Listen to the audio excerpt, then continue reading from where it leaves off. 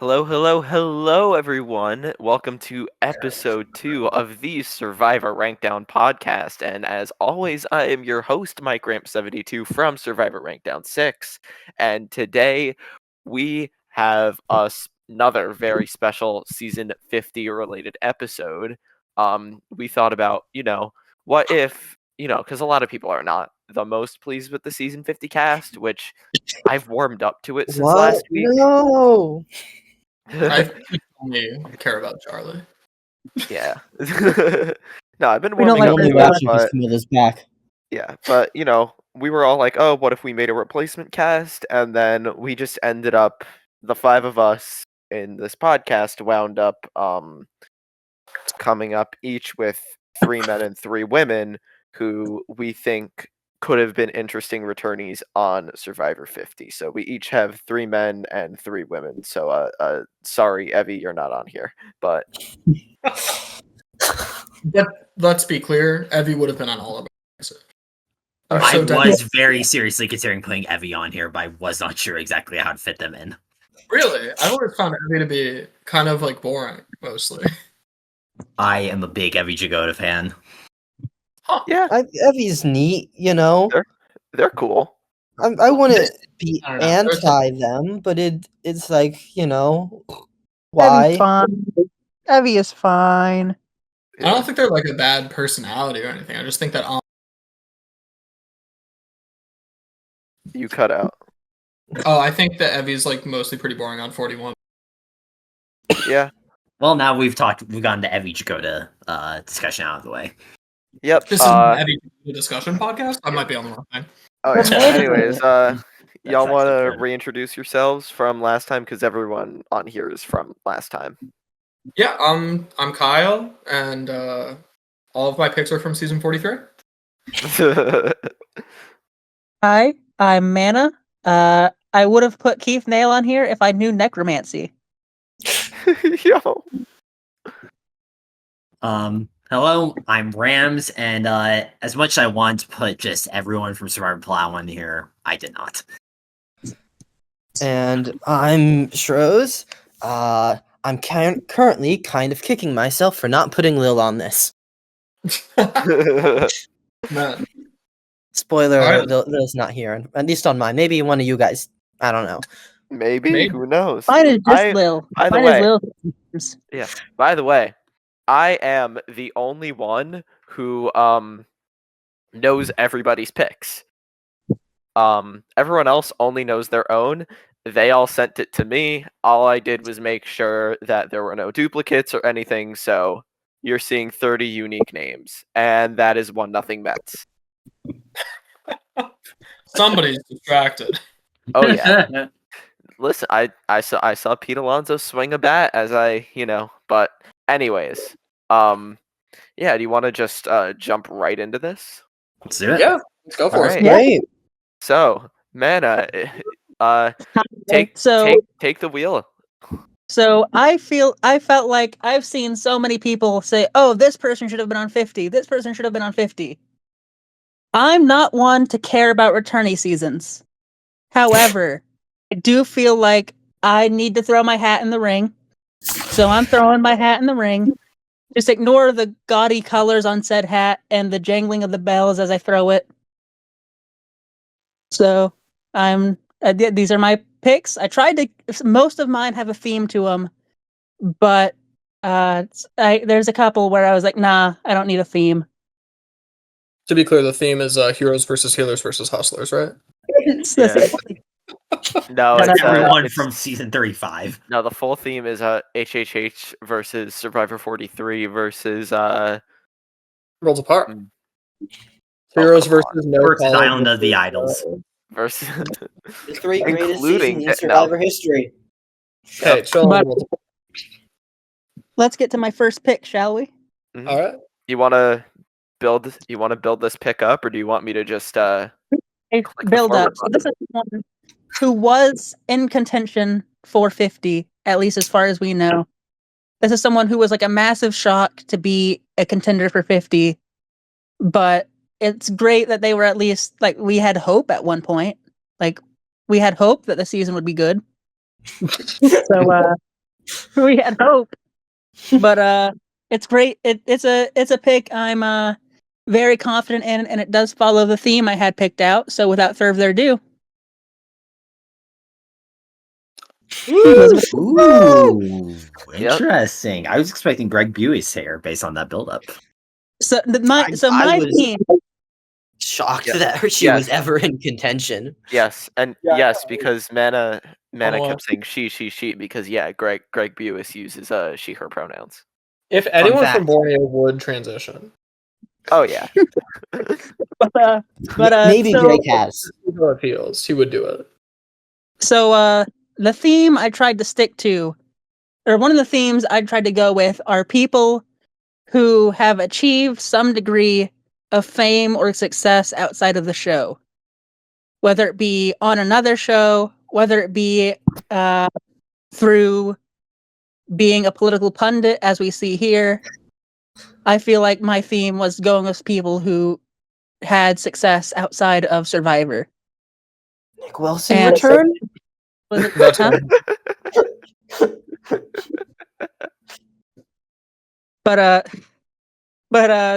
this is kind of part of that theme. Plus, I feel like just it genuinely post the View Elizabeth would be such an insane pick. Like it's the type of pick where like obviously like it felt obvious that she would never make it through to the final cut, and like she didn't, but like the fact that we thought she could is insane enough to begin with. And I feel like that ever said utopia- yes. Yeah. I mean there were 2 whole months where, it was just like kind of accepted that she was just on the cast. And then like a week before they all went out to go to Fiji, they were like, "Nah." Yeah, there was a bit there where I really was like, Elizabeth's coming back. Like, it's real. Yeah, And it and wasn't real, but it felt so real. it's so weird that like, because I don't even know if I liked Elizabeth that much on the Outback, but like, it's a really interesting pick. So I'm Mono, rewatching Elizabeth. I'm rewatching The Outback now, and she's like adorable. I love her. I'm watching with my girlfriend. And we're both, like, she's just so sweet and so sincere, and her and Roger are so cute. I love the. I do seriously think Elizabeth, if she was cast on 50, she would be like possibly like the best returning pick ever, or at least a contender for it. Mm-hmm. Like the highs and lows of her life at this point, all culminating in a Survivor appearance, would just be so good. Obviously, Survivor 50 doesn't have that vision, but like, imagine if it did, you know? Yeah, Purportedly, she was just kind of stringing them all along, which is very in character for Elizabeth Hasselbeck. Yeah. Like, keep in mind, like, the sweet girl on Outback is Elizabeth Filarski. yeah. Elizabeth Hasselbeck is like the conservative on The View now, which is crazy. Yeah. She would have been so different. I'm like fascinated by what could have been, even though like clearly it was it's happening. absolutely fascinating. I don't know if it's been good or bad, but it's certainly been very interesting. I like this pick, Mana. She's up there with Ryman on people who were in contention who would have been the most changed. Yeah. Because I think that's both of the them most interesting thing for entirely went off the rail. Yeah. But the most interesting for returning season in my mind is like how much people have changed, and I think Elizabeth is really good. Like everything. yeah, Elizabeth is my first pick. She is the first pick on my list to follow the theme I tried to stick with, which is fame after Survivor, or success after Survivor. The second pick on my list is someone who is also someone who achieves success after Survivor, but specifically achieved success within the Survivor community. Like someone that pretty much everyone in the Survivor fan base knows and is familiar with to some extent. Grant Matos? It's someone, Sorry. someone just put it up. There we go. Yeah. There he is. Yeah. I feel like this is a controversial pick in this circle specifically. Like outside of it, I feel like people kind of agree that it would be a good pick. I know some was- people think. Our Rob has a podcast era. Rob would be like a horrible returnee pick, but I personally feel like it would be super super interesting to see Rob after becoming kind of the guru of the Survivor podcast community. Like he has become the center of the Survivor like sphere. Like I feel like very few people are as connected within Survivor as Rob is at this point.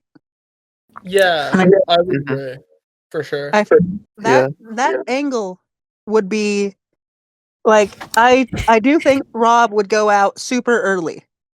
Rob would be a very early boot.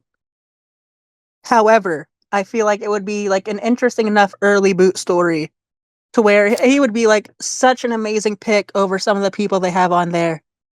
Like I feel like it would have been really interesting to see how he had changed from All Stars, where he was still kind of just like a young, stupid kid, kind of, and seeing him transition to what he is now, what Survivor fans all over know today. Most Survivor people have heard at least, most Survivor fans have heard at least part of a Rob Has a podcast. Even if Yeah, it's he just is- a meltdown. Yeah. Dynamic. He is Yeah. probably like the core of the Survivor online fan base at this point. I mean, yeah, I would agree with he- that. I think I don't- it is. like some people say like, oh, this person deserves to return, that person deserves. I don't really like that. I don't think that people like deserve to return, but I think if anyone does deserve to return, it's Rob. He's dedicated to making the Survivor community better, and I think that he absolutely should have had a spot on 50 if he wanted it. It's crazy that by all accounts it was production that dropped him. Like I feel like Yeah. if you have the chance to get Rob Sassanio back, you do it. And it sounds like Rob Exactly. himself is really bummed that he was on. Yeah, he Yeah. from what he had said, he the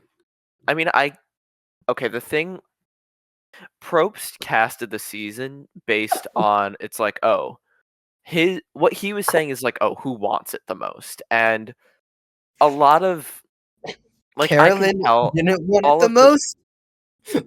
okay, no, Smurf? Carolyn just sucks. But Everyone but shouldn't have gone on yeah, the but challenge or yeah, the traders or whatever. yeah, like but a the bunch of 24 people who are on there, you can tell all want it. And what Rob had said, like recently, was that he had said yes so that he didn't regret saying yes. And I think that's what kind of got him cut when they cut like Jesse and Carolyn, which Mm. I thought Rob was on the cast until the morning that they leaked it on Sucks. Yeah, I thought Rob was very much a lock for this. It sounded like he was Yeah. interested, and I was always of the opinion that if that Survivor, that production is always going to be interested in Rob Sassanio, and the only reason he hasn't returned since All Stars is because he himself has said no. So I thought if he was gung-ho, then he would be on the season. It's kind of a bummer. Yeah. That sounds like he wanted to be on, and production just said no. Yeah. It's a bummer. Yeah. And He it certainly would have been very yeah. complicated to make it all work because of the whole Rob as a podcast community, but they weren't going to be worried about spoiling it because they revealed it before everyone flew out. So Yeah. I mean, I don't know. It's weird. It's weird that he didn't make it on. Yeah, I feel like he deserved the spot. Like he could have been bad, but there was a better shot of him being like a pretty good pre-merge boot. In either way, it's just so cool. As y'all have said, like he's dedicated his life to the Survivor community. This is just a great story. Like the original Superman, the original Superfan, like comes on, like after takes like a few years off, develops this podcasting empire, not just for Survivor, but for like reality TV as a whole. Like he's done so much with it, and now he comes back to like play the original show that like got him famous like 20 plus years ago. The story is just so very clearly there. Yeah. And it would be nice to see a real like second time Rob gets to be on the island. Obviously, he's on All Stars, especially on a tribe with no winners. He just never had a shot there, and it feels so Not a single bit. sad. I feel terrible for him watching he has it. like a few good lines in All Stars, and Rob and Amber are going to do it. Every time I think of Rob on All Stars, I think about that bit Mariano's like, oh, Sesternino's just playing with the sand. And it's like, why are you being so mean to Rob? Like, why are the editors showing this? Everyone loves Rob. Everyone, especially at that time, all of the fans were like most excited to see Rob Sesternino. And it's weird. His run on All Stars is really weird. Yeah, All and again, Stars the is fact that mean. the fact that they Yeah, I cut know him, the first mean-spirited thing ever to Yeah. happen on All Stars. Yeah, the fact that they cut him from 50 was insane. I am shocked that because, like, again, he was cut at the same time as like Jesse and Carolyn and Sean Rector and all that, and like Rob was cut along with them, but we didn't know that he was cut until like 2 months after, which is crazy. What's also crazy is that Redmond did still have Lex as a possibility that was like, oh, in the running, in casting, and they never called Lex. So off this season. He was so off this season. Yeah. Maybe there was a different Africa. Maybe they had Big Tom in contention. Yeah, they probably had Carl on, but Mm-hmm. I was Certified, thinking Wanted enough. yeah, certified Democrat voter Tom Buchanan. Isn't Carl married to Carolyn Rivera from Worlds Apart? What? Is this What? What? No, I've not. What? What? No. Are you I've definitely seen pictures of them like hanging out, and I think I just Wait, Dr. Carl from like Africa? Yeah.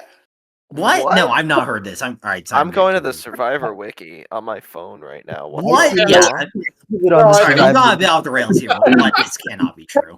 Okay, you're Well, fine. I'm wrong. I'm completely wrong. I looked into it. I was gonna say, like, what? What in the Brant Steele is this? I think I looked it up. I can't even find a picture of the two of them together. I found a picture of Carl with Ashley Nolan. Yeah. I mean, Carl. anyway, I mean, listen, Dr. Carl goes to the Bryson Wendell events. Oh, awesome! That's awesome. Love that guy. That's awesome. They should have brought him back then. He's still I should Get have in put my Carl on brain. my 6. Come on. All right. How We did that should end up in my mind? anyways, we should continue. Sorry, I don't even know. I don't know what the I'm thinking about. anyways, I Is her do husband think Carl? Maybe. Maybe. I'm sorry. Who's next, Savannah? Who's next? Okay, so next, this is completely deviating from my theme, by the way. This is the exact opposite of my theme, I think. Oh yeah. This is someone who I feel like people just haven't heard from at all, like over the past, like, however many years. I feel like this is someone who, like, is so off the grid that the fact that they're so off the grid is what makes them such an appealing returnee pick. Someone who, like, as reported, probably doesn't know who the president is. Roll the pick. Woo! I am really Slash hoping excited. that Amanda Kimmel is insane now. That's been my hope since we've started hearing her in casting. Mhm. It would be interesting to see what she's like outside of that like 3-year period of her life where she kept going on Survivor. Yeah. We know nothing. We know nothing. And that's why she's such an interesting pick to me. Like, the fact that she's been so off the grid is just, like, it would be such a dream pick to see, like, all of these people who are, like, so interconnected, like, people responding to each other's tweets and whatever, but then we just have Amanda Kimmel, who, like, doesn't know what Twitter is. Shows up on day one and asks who these people are. The host Yeah. again. Why are we in the what's this beach? Why are we in Fiji? Yeah. No. It's, 26. Oh, yeah. they get to Yeah. day 26. So- she's like, all right, 13 more days to go, y'all. Yeah. There's So been like how many here's seasons? so the here. I mean, Amanda was on the season until a week before the flight, where she pulls out and they replace her with Aubrey. Boss move, by the way, to just pull out a week before. Oh, she herself said no. Yes, she pulled out Okay, herself okay, a week before. It's because she knew that she was going to play like Wendy Jo and be the first to boot. I'm choosing to believe that everyone from Montana is exactly the same person given enough time. I think Yeah. she's Amanda going to be Wendy Jo. is Wendy She's Jo. like hot Wendy Jo. Montana's a singularity. Montana is just a singularity. I agree. Yeah. Nobody's been to Montana. Nobody's seen someone from Montana. Like, how can you prove it? Mhm. True. I live The only- relatively I've close to seen three Montana. people and from I don't know Montana, anything about and all of them were on Survivor. Who's the third person? Wait, who's the third? Eva's from Montana, isn't she? Oh, Eva. Yeah. Isn't it from Eva? Minnesota? She's from Oh, she's Minnesota. from Rhode Island. Yeah. Well, She's from whatever. No, she lives in What- Rhode Island. She's from Yeah. Minnesota. Whatever. Then two. I know two. Oh, you I gotta miss be Rudy. kidding me. 4-1 Dodgers, bro. Oh my god. You gotta turn this Mets off, man. Mike, podcast just because is gonna you be become a too hockey fan. No one will All right, watch. Mana, tell us more about Amanda Kimmel. Yes. Go on while I bitch on Twitter about this. Follow Mike on Amanda Twitter Kimmel- so you can complain about Amanda the the Mets. most professional podcast of all time. Amanda Kimmel is someone that I feel like a lot of people kind of thought, oh, we're kind of a little like saturated on Amanda. Like we've seen a lot more Amanda than we should have, et cetera, et cetera. But like, Yeah. it's been so long since we last saw Amanda. Like, I feel like it would be such like a deserved check-in. Like, I feel like she kind of like defined a period of Survivor. Like, I feel like there's a period of Survivor where you kind of just see it and you're like, oh, hey, Amanda Kimmel for a season. Oh, hey, Amanda Kimmel for another season. Oh, hey, Amanda Kimmel for another season. You know? And then just no evidence that she's still alive for the next decade and a half. It's Beautiful. Like, that is one of the most interesting. Being on 3 of the most popular Survivor seasons ever, and like Like, a main character of 2 of them. It's bizarre. She Like makes the Amanda, final council twice, and then screws up in the exact same way. She honestly probably makes Final Tribal Council a 3rd time. Is the craziest part. like Amanda, 108 days without being voted out is a ridiculous record that will probably never be broken. 108. She's Well, the this first survivor to ever play 100 days. Oh Yeah. she is. but That's Amanda is like Amanda is one of those people where she's like the anti Rob C. She's the anti Rob Sesternino, where Rob Sesternino appeared once, was like the main character of a season, appeared again, was an irrelevant pre-merger, and then became like one of the defining figures of the Survivor Circle from outside of it. And then Amanda comes in, is like a defining character of 2 of the most popular seasons in the history of the show, is like a pretty big character on the 3rd season, which is probably more popular than the other 2. And then we just know nothing. Like, yeah, it's crazy how a pick would that be for 50? Like it's a shame she dropped out because it would be so amazing to see how she's doing things now. Yeah. But that's Amanda's one of the picks I have the least to say about, just because we know so little about her, like how she's doing at this moment. I feel like Like that's what's allegedly, hard though. allegedly she doesn't know who the president is, which like Yep. This is awesome. to I be win. Yeah. This is my source on that is at the Bryson Wendell finale. I had the pleasure and the honor of talking to Eliza Orleans from Survivor Vanuatu and Go. Fans vs. Favorites. And everyone was talking about, oh yeah, Amanda Kimmel's on, Amanda Kimmel's on, Amanda Kimmel's on, and Eliza is the only one there that's like, no, the fuck she's not. I talked to her today. She said she's dropping out, and everyone was like, get the fuck out of here. And then the next day, SU and Redmond say that Amanda Kimmel dropped out. So That's awesome. yeah. But no, Eliza was legitimately said like because Eliza was dropping who on the 50 cast is MAGA, and then someone asks if Amanda Kimmel if Amanda Kimmel was MAGA, and Eliza was like, I don't think she knows who Donald Trump is. I think she definitely knows who Donald Trump is. She was a Survivor superfan in 2007. I think she's heard of The Apprentice. Yeah, She I don't watched know. The Exclusively from The Apprentice.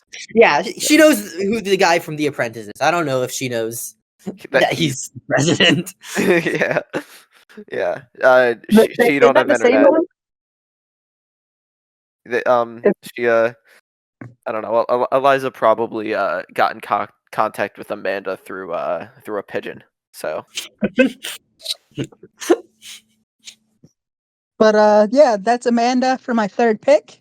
Yeah. I don't have super like a lot to say about her, but yeah, there's Amanda, and the pick after that, the next pick I have is also a pick.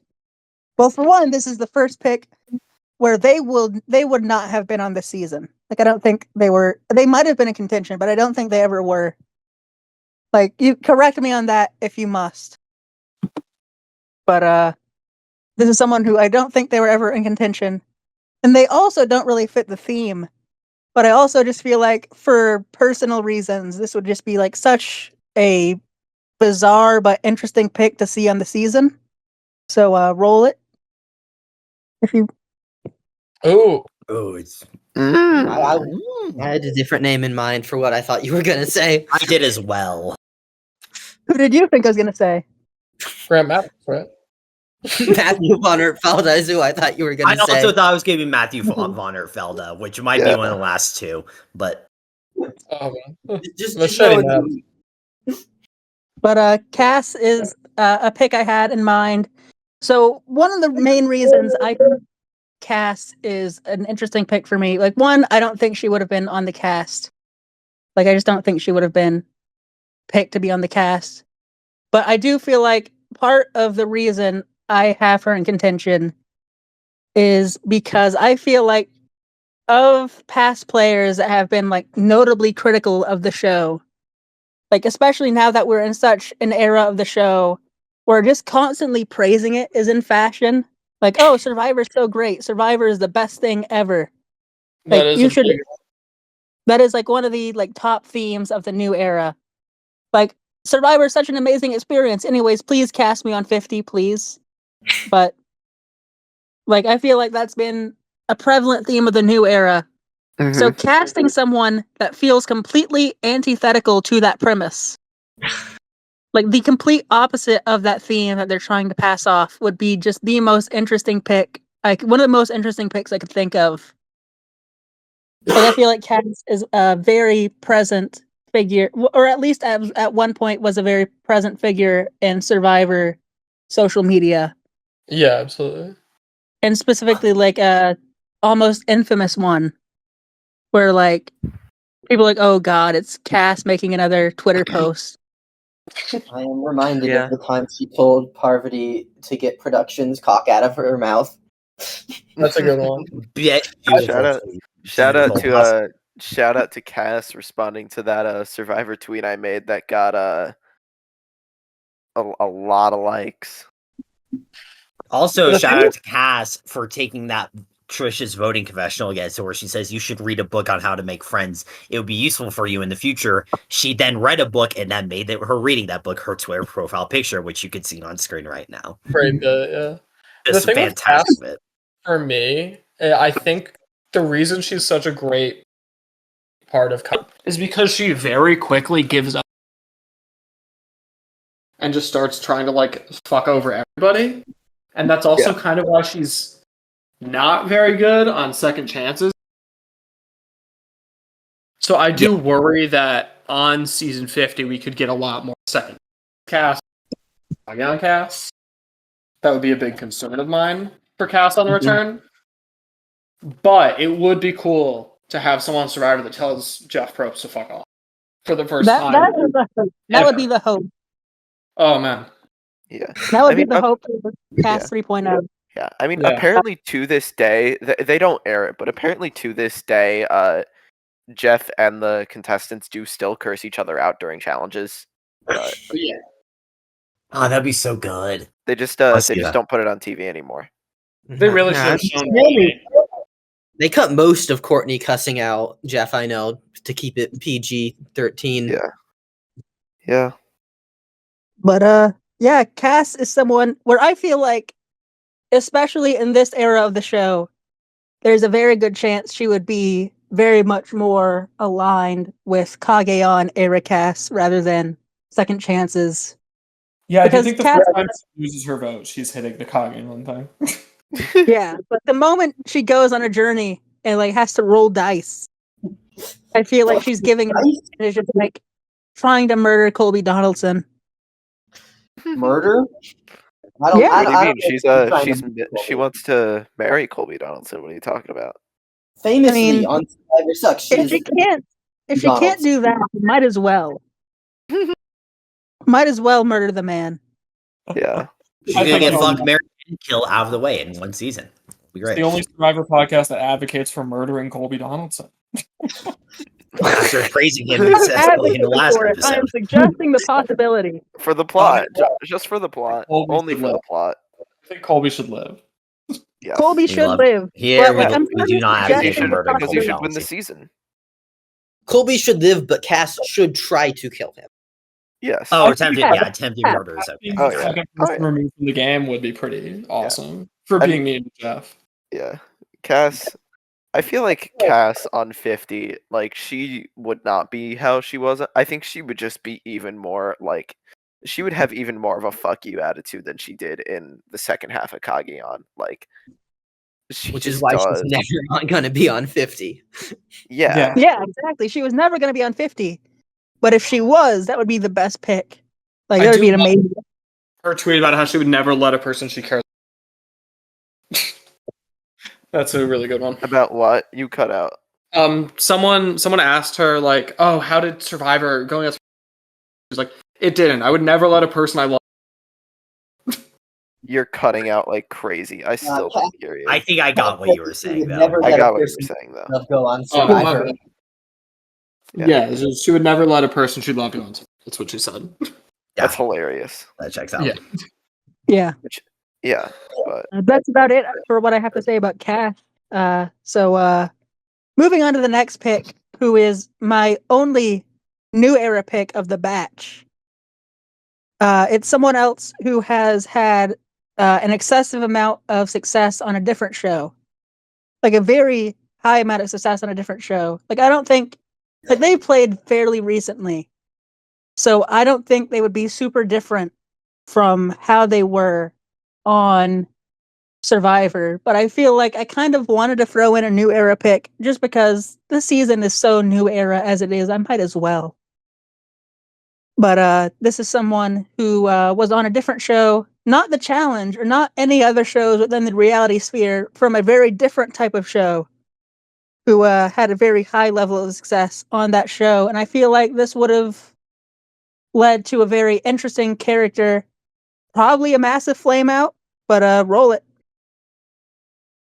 Oh, shit, yeah. I was trying to think of who we meant. Yeah, you're right. Yeah, he had like a crazy Jeopardy run. Yeah, he won 7 games on Jeopardy. He was like really good. Isn't he gonna be on a Jeopardy Tournament of Champions soon? He already was, and he lost. He lost early. He got pretty pissed off when he lost. It was pretty funny. Yeah, that checks out. Good evidence casting, and I always get people who are pissed off about losing. Yeah, but it's better than Where's My Hug, Shaheen? This is a great pick, by the way, Mana. I love this pick. I love it so much. Oh, me too. Here's my for one. I feel like this is a bit of an iffy pick because this should have been counted as 2 picks because I picked Drew and Basile. But very true. Yeah. But I feel like Drew compared to like Sester Nino or compared to like a Hasselbeck, obviously he wouldn't be that different, but I feel like knowing the Drew we saw on the show and knowing what we've seen of his like social media outbursts like post Jeopardy, like I feel like there's a chance that Drew would be like the perfect flame out character. Like, I feel like the ego trip this man could possibly go on would be just such an interesting take to see.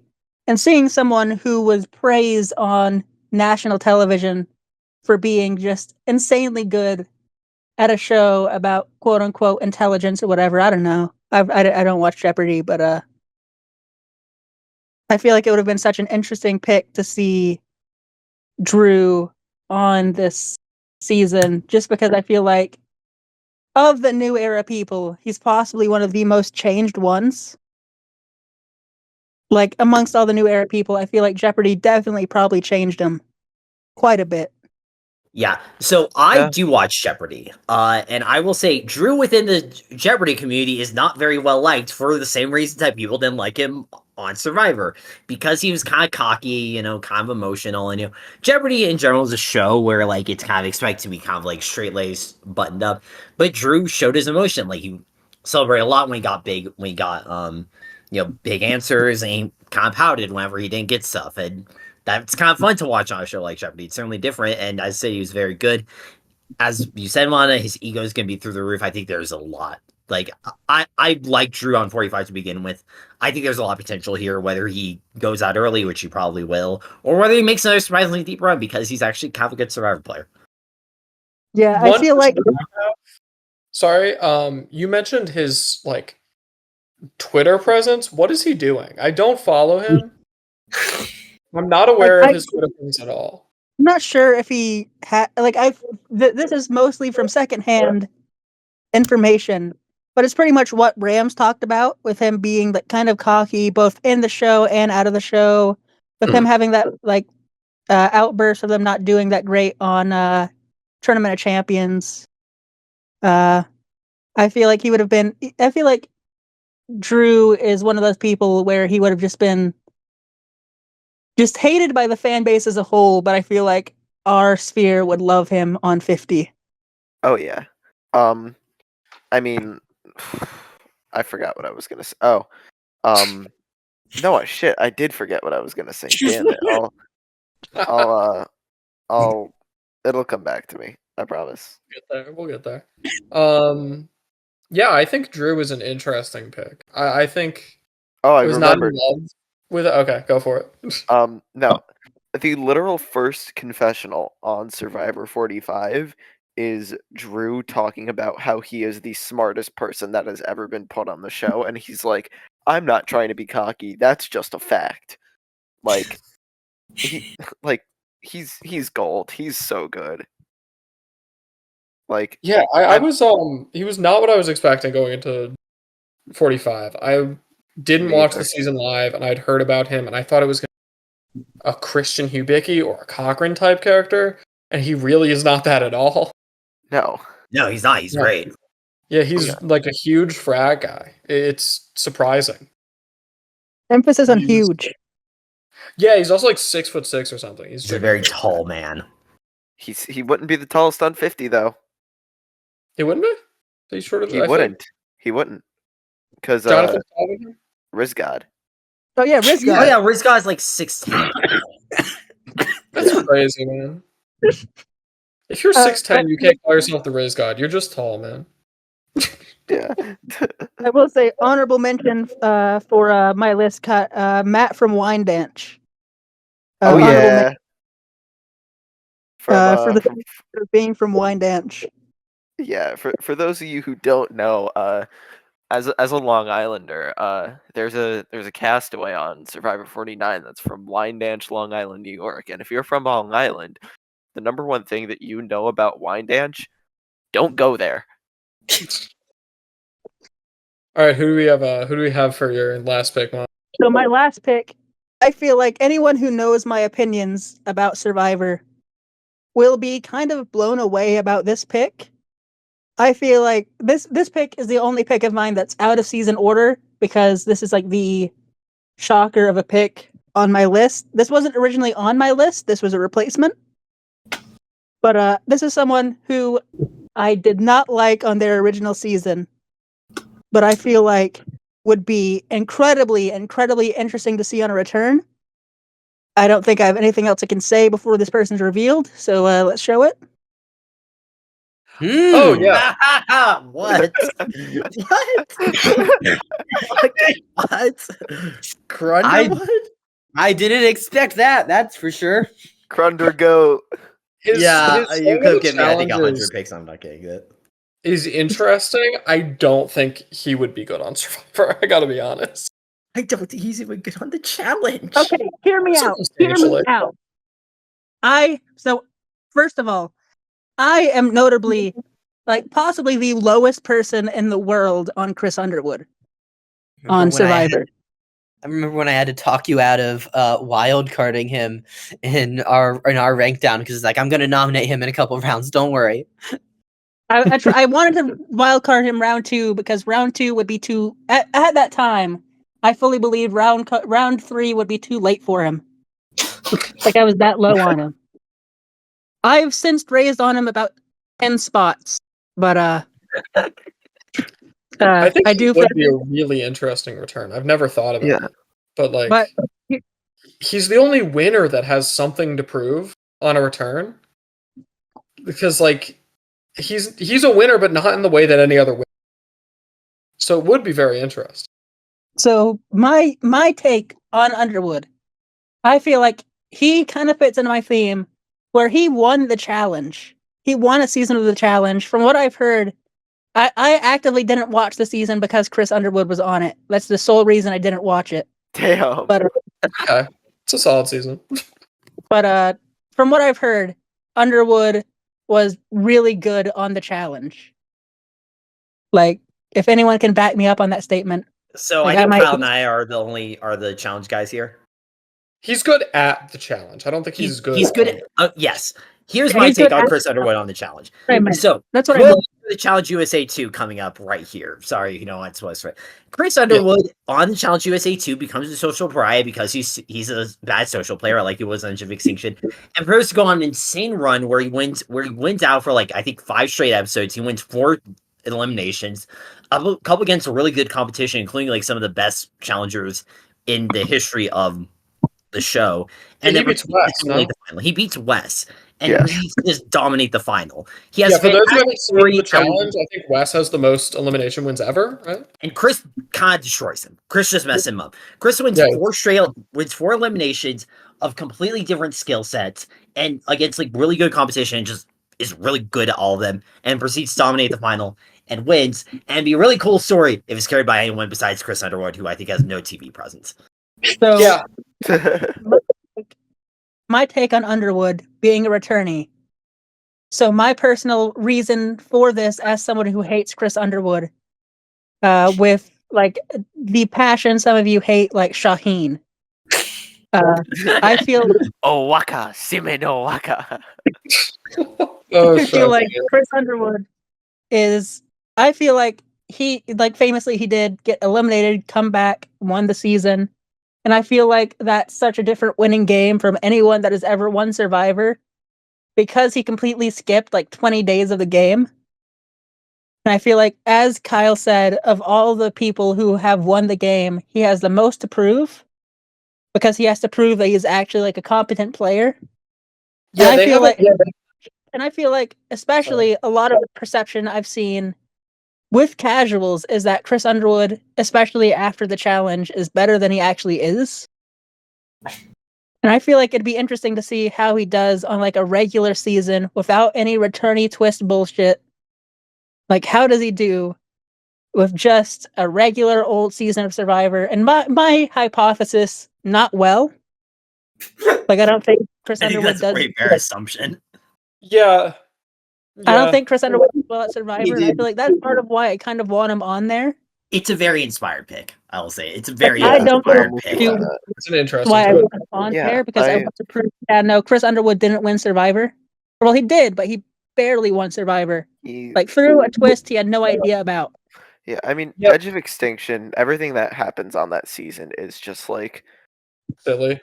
It's like if you asked it's like if you asked a 9-year-old, hey, you get to script an entire season of Survivor. That is what Edge of Extinction would be. So Chris's win is really funny, even if it I don't love it.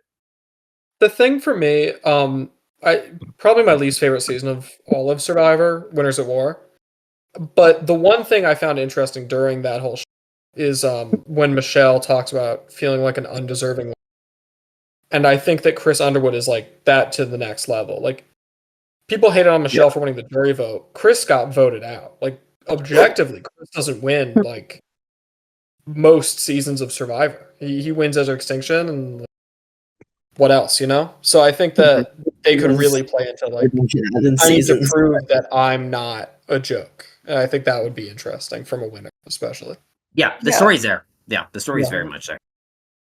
It's a good poll. A really interesting poll. Very, very good poll. Very interesting. I'm a fan of the poll. I mean, again, when you sent me, I'm picking Chris Underwood, I was like, what the fuck? I will say, I know exactly who picked my original pick. I know exactly who picked it because they are notably a very big fan of that character. You know who you are. Say it when it gets to it. Yeah, it's Shaheen. Yeah, I know who picked Chris Hammonds. Oh yeah. Is he good on The Amazing Race, or is it just? He's surprisingly good. He's like a fun presence, but that's also because he's with Brett the entire time. And I feel like Brett kind of just ups him up a little bit. Yeah. Brett, so funny. Let's keep it moving. It was so funny meeting. It was so funny meeting Brett LaBelle and him just casually drop him being like, "Oh, where on Long Island are you from?" And I tell him where I'm from, and he's like, "Oh yeah, I have a very close family that belongs to the pool in that town." Said pool he was referencing being the pool I can see from my bedroom window. That's crazy. All right, Tros. All right, Tros. What's this? Yeah, so I think I didn't have a theme. My theme is mostly safe picks and then a sixth choice that is not a safe pick at all. But anyways, I think the first pick is someone who we've all been asking for them. I don't think this is gonna be a surprise for anyone, so we can pull them up. Woo! Yeah. Yep. There she is. There she is. Jerry has been my winner's pick for season 50 for like 5 years now. And unfortunately she's not on it. But I think it's time to see her for one last time, and I think seeing her again with Colby, they should be them together, not pin these two monarchs apart. Yeah, what were they thinking? Genuinely, like what they the dropped hell? her for Elizabeth, and then Elizabeth didn't do it. Yeah, but then you can just take Chrissy off. Jerry thought she was on board until the last second, Jerry never thought she was. Jerry was never told that she was on. Yeah, but she wasn't told she was cut until very recently, as is my understanding. Yeah, I think I mean, like the whole fan base knew. But yeah, we knew she was cut before she did, I think. Oh, Juan Soto. Sorry.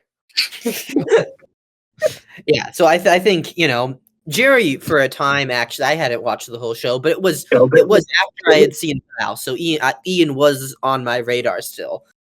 She was for a brief period of time my favorite Survivor character of all time. Not a crazy take at all. And then Ian took that spot when I realized he was better. But she's great. She's one of the best characters on every season she's been on.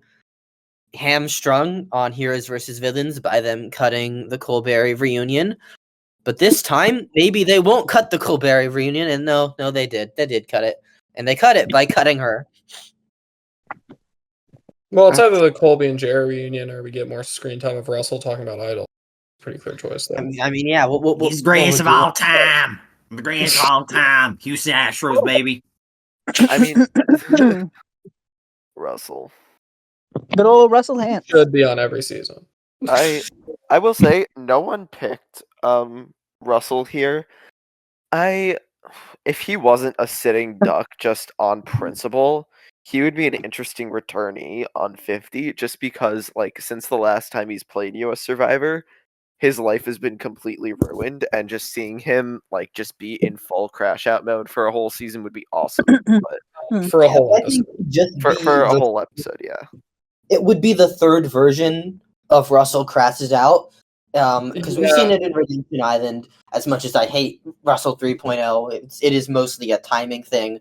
And then he crashed out in Australian Survivor in basically the same way. Yeah. And in 50, he'd crash out again. No one wants to play with Russell anymore. He'd somehow get booed like pre-game. Like somehow he'd find a way, because that's really the only way he can go down from his appearances on Redemption Island and Australian Survivor. I mean, don't they throw a challenge to get him out both times? I don't think they throw a challenge to get rid of him on Australian Survivor, but yeah, they do on the Redemption Island, obviously. Yeah. I mean, it's a bearable human being. And I mean, I don't like Russell 1 and 3. Yeah. Can we But focus he's more a good on Jerry? Yeah. I was gonna say, like, this isn't Survivor's Heroes vs. Villains. We can focus on Jerry instead of Russell. Yes. Yeah. He's stealing all the screen time even now. No, I think Jerry, everything's been said. I mean, she's a legend. Colby without Jerry just feels so weird. I think it absolutely would have been ideal for her to be there. Yeah. Like, I thought Jerry was a lock long, like, I thought Jerry was going to be on long before I thought Colby was ever a real contender. Like, I did not think Colby was going to be on this cast for most of this time, just as a lack of faith, Mm-hmm.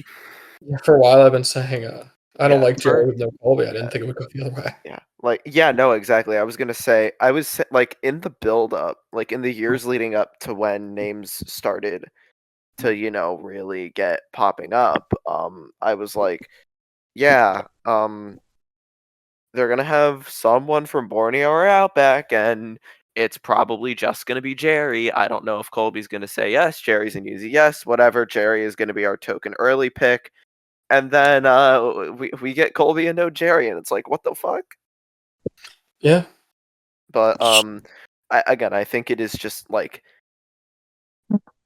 the fact that there's gonna be multiple people on here where it's like the fact that this person is not on season 50 is just genuinely insanely stupid.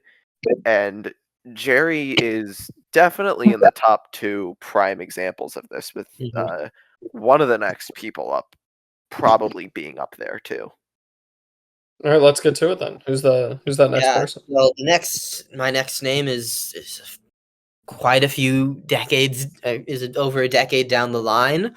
Another one of my favorite Survivor players of all time, and one who was much less heard in contention, but I think we did hear them a little bit. So we can pull that one up.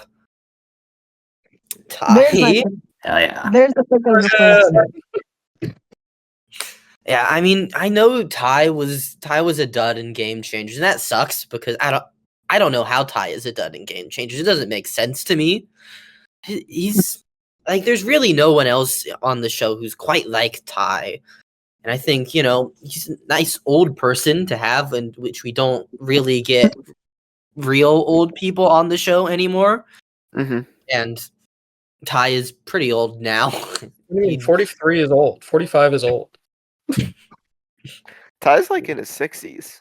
Yeah, I think. And I think he's still probably in pretty decent shape, so I don't think he'd be like a definite early boot.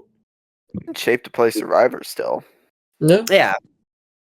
I mean, he wasn't a young man in Calrong in Game Changers, and he did great physically in those seasons, so I think he's probably fine. Yeah. I'd be surprised if he was.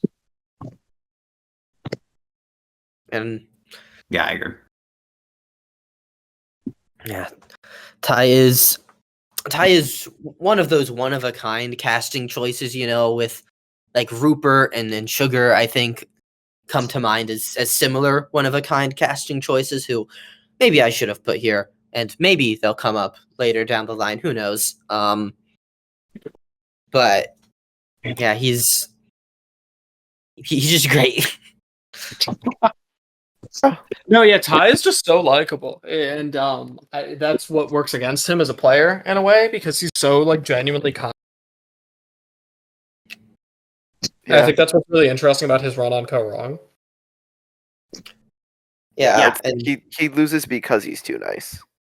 Yeah, and like he's a 0 vote finalist because he's so nice that no one can take his backstabbing in the way that they can take other players' backstabbing. Yeah, I will say, watching Co Wrong live and realizing that that Ty was like becoming a zero vote finalist was kind of one of the coolest like storylines of any like Survivor season I've watched live. It's like, oh, he's so like, well, he's always gonna win jury vote, and they were like, and then a little bit, and we're like, wait a second, Ty's a go. Like Ty's not winning the season. Ty's very much never winning a jury vote, and it's just a very cool storyline that I think just works really well because Ty is just that type of presence. Yeah. I think one of the Survivor fandom's biggest mistakes is deciding that the character they were supposed to see as the main character of the season was Aubrey instead of Ty. Like, Aubrey's a big character in Ko Wrong, obviously, but I think it is more Ty's season than it is hers. Yeah, I would agree. It's mostly Ty's season. Yeah, like I came around to this opinion some time ago, but like the best character on Ko Wrong is like it's a slam dunk that it's Ty, and I also take Scott above Aubrey. Yeah, I think it's. Yeah. I was gonna say slam dunk. I think it's gonna be the basketball player. Yeah, I think Ty and Scott is like the best relationship that Survivor has had in who knows how long, and it's only I think Joe and Eva has actually come pretty close, but still not close enough. Yeah, it's really good. Yeah. All right, who's next? Let's keep it moving. Great jury Next- choices. Yeah, Yeah, the like next name was definitely more in contention, I think, and is actually from a season that I am currently rewatching, and they are just as great as I remember. It is, oops. Fun. Sean Rector. I'm shocked that he was actually in contention. So back on my point from earlier, I said Jerry was in the top 2 contestants where it was really fucking stupid to cut when they did. Sean's the other one. Mhm. Like, how do you get this close to having him on the season and just decide, nah, I'm good. Let's have Riz Boston got Rob on. was pushing for him, Yeah. and he's so funny. He's such a great personality because he plays well off of everyone. Picking fights with everyone, Mhm. and he has a great understanding of social issues, and which is something that the early New Era seasons did a pretty good job with, and the later ones don't nearly as much. And I think it would be good to bring that aspect back a little bit. Yeah, I agree. That's something I did like about the new era. Yeah, I mean, Sean's Rector is obviously just incredible on Marquesas. Yeah, I mean, one of my all-time favorites. He's Sean. Like this community, I think especially like just love Sean for good reason because Sean is just awesome. Sean, I feel like, is unanimously in most people's top 10s. Yeah, he's around there for me. He's really great. He's in mine for sure. Yeah. When I last did my ranking, he was my first 3. Behind third for Marquesas. He was my number 3rd of all time. I don't know how, because my number 2 has lowered a little bit, still top 10, but so I'm not quite sure how he'll rank when I'm done with this Marquesas rewatch, but still very high, because he really is just one of the best personalities that Survivor has ever had. Yeah. And good enough they made noted racist Mark Burdett be like him. Mm-hmm. Yeah. I mean, I'm not gonna check right now just because I don't want to, look for sure and then be spoiled. But I'm pretty sure in the 0 to 10 polls, Sean is number 3 behind Ian and Suri 1.0. Yeah. Checks out. Those are some pretty inoffensively amazing characters for this community. I'd definitely take him over both of them. I gotta be honest. They're all great, of course, but yeah, I don't know. For Sean's sure. just so singular. Yeah. I feel like they haven't had a guy like Sean since Sean. They definitely haven't. There's no one else that's like Sean. There's no one like him. Yeah. Yeah. But I can think of someone who maybe got a little bit spoiled and has a name like Sean. and maybe he has a few similarities there. and also like straight up is kind of the closest. Is it okay to call her the closest thing to Sean that we've had since? I mean, she's. I think they're pretty different. I don't think I'd really agree. They're with very different, different, yeah, but they're but different. They're But both like, like religious. Yeah, they're both very religious. things. Should we just move Like, on? Yeah, yeah, let's just move on. yeah. There she is. Shan, yeah, another really dumb exclusion. Yeah, I was. I know Shan has multiple sclerosis, which might have played some factor to her not being on the cast. Maybe. But But like, I think it's probably more that like production wants people who are easy to work with, and as great as Shan is, that is not. I would not say she's easy. yeah, No. and I mean, Shan is again one of those personalities that are very rare. Like you get this ex-gang member turned pastor who's now like a villain who has her evil villain theme song that she hums. And then but she's also like talking about real issues of race, and she's bitter as fuck, and she's so many things, and 41 exists through her. And it's 10 times as good if they show all the shit she's doing. Yeah. Like Shan gets overedited to like a certain degree, but it's awesome because she's Shan. Like yeah, she's like that good. 41 is 41. Like even though she goes out in like the fourth to last episode, 41 is still Shan's season. Yeah, the effects of her still felt throughout the last episodes that she's not in. Yeah, like everything about Deshaun, everything about Deshaun, everything about Danny, everything about Liana, it's all like felt through the fact that I guess they aren't in, but the fact that Shan is no longer. Ricard and then too. Ricard too. Yeah, absolutely Ricard too. I was yeah. thinking of the All Black Alliance. But yeah, Ricard is And like production clearly loved her at the time. Like they gave her this massive season defining edit. And then I don't think we ever actually heard her name in contention, which is a shame. It's never happening. It's weird. She was I mean, she was never set as a yes, but she was never rolled out like the entire time. Yeah. Her name never popped up officially, but they were like, "Oh yeah, she could probably still maybe be on." Yeah, and I believe she's crashed out a little bit in terms of as we see in the greatest tweet of all time. Yeah. Great. To bring the challenge back into this, Shan was also on a season of the challenge. She was on the Challenge USA 1. Kind of flamed out a bit early there, and I think afterwards, she's posting some not super great stuff on Twitter. She did call Alyssa Lopez a Klanswoman, which I thought was really funny because she said what was a what? Alyssa Lopez of Big Brother. She said Alyssa Lopez was a Klanswoman for targeting the cookout, and it's like she was on the same side as them and is targeting them because they were successful. Because they voted her out, unanimously on Big Brother 20. I mean, why isn't Shan on 50? Exactly. So why isn't she on 41? For those. She accused Deshaun of being a race traitor. So yeah, I was gonna during say final tribal council, okay, Deshaun, you're defending your game for $1 million. Are you a race traitor? Just a random question. Did you knowingly use social movements to further your game and betray your own race on live television? Just wondering. Bye. And then she also asked Xander if he why he consistently underestimates women of color. That's a great one. That's my favorite.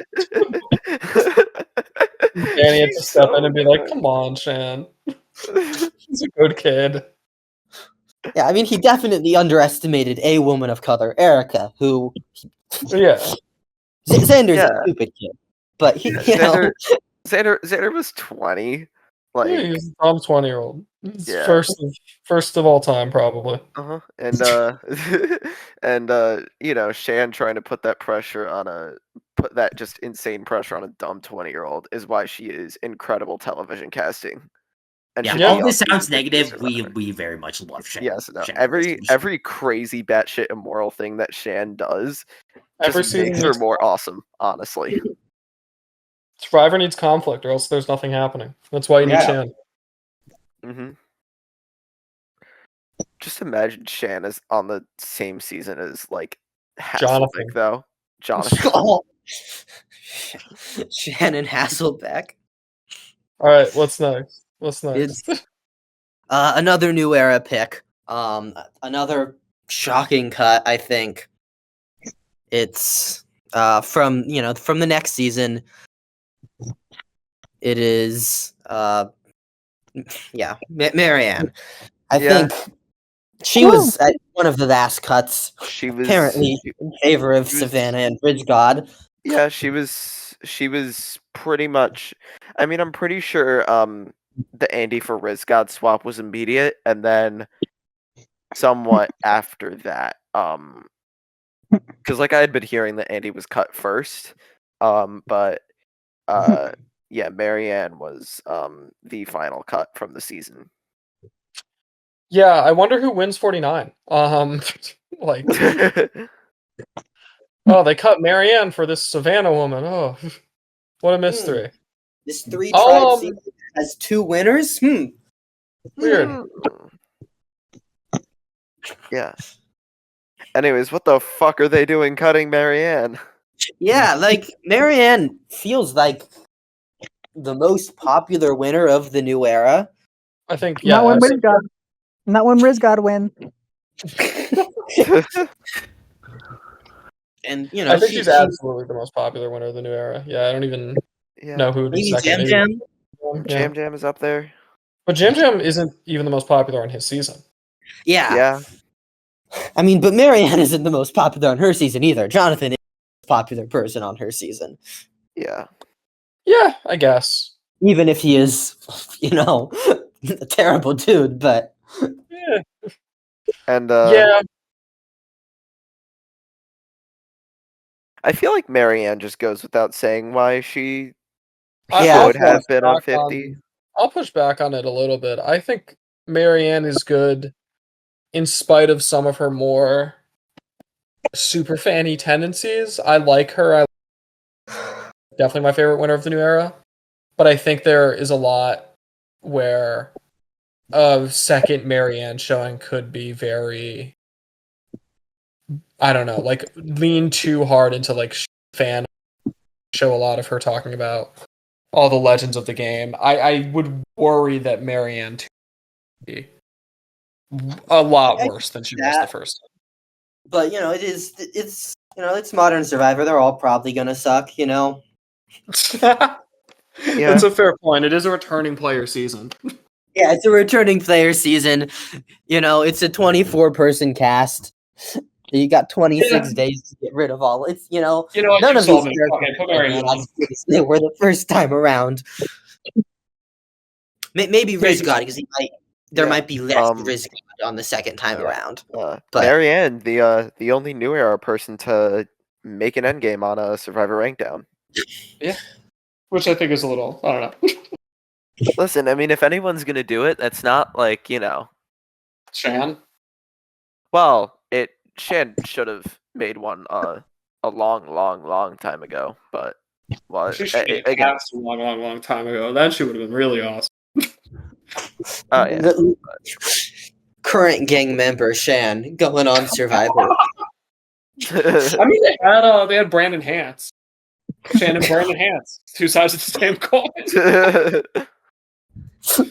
If only Shan was a Hance. Oh, Shan. And she would have been cast around the 2013 era. Survivor Redemption Island 3, where it's like Philip Shepard versus Tarzan, and it's the time. Oh yeah. All right, let's keep going, shows. What's next? So the last one is easily the most out there pick. Someone who I think pretty inoffensive in this group, maybe a bit more in the broader community. The one person who got swapped out because someone else picked my original 6th pick. But he is just a great personality who I'd love to see again. It's Fabio.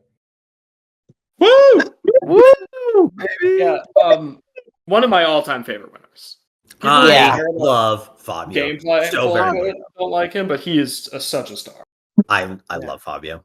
He was robbed of being on Winners at War, I think. Like, he should have been on Winners at War. Doesn't everybody he's another one. I said this about Chris Underwood. He's the other winner I was thinking of. Yeah, Fabio is just like he's just awesome. I love him. I love his win. And was I surprised he wasn't on 40? I wasn't really surprised, but I was definitely upset. I know Fabio the whole time during the process, he's like, I'm still waiting for the call. I'm still waiting for the call. And the day before the flight, he's like, guys, they could still call me. I heard Hatch was dropping out. He was hanging out with Adam Klein and Johnny Fairplay. Oh, and man. was like, yeah, my suitcase is in the living room. Man, poor Fabio. I feel so bad. He's awesome. He's so fun. I think he's dedicated his life to like an animal sanctuary at this point. Mhm. I heard he got arrested for being high while skateboarding. Awesome. Fabio would get arrested for that would be it. There's a video out there. I don't know if it still exists, but there is a I video don't- of him like yeah. after he got out of jail where he's just like pretty high, and they like someone's asking him, "Hey, you guys?" He's like, "Yeah," and then he just skateboards off. That's awesome. Yeah, literally got arrested for skateboarding while intoxicated. That's one hell of a way to get arrested. I would be happy with that. I've heard people talk about how they like the new era because it feels like, and Fabio feels like somebody I would be in college. You cut out that whole sentence. I think I got it. Like Fabio seems like the type of guy I'd fuck with. Basically, I love him. They should put him on every season. I think he would be an interesting pick, especially because a lot of winners come in with a huge target, because he's kind of considered one of the worst winners of the show, and I would probably disagree with that. Yeah, no, he knew what he was doing. Yeah, I think as a game player, I think he's one of the most interesting in the show's history because I think very few people have the same strategy as he does, or at least they present it very differently and more boringly. Like, he is very good at being the guy that you want him to be.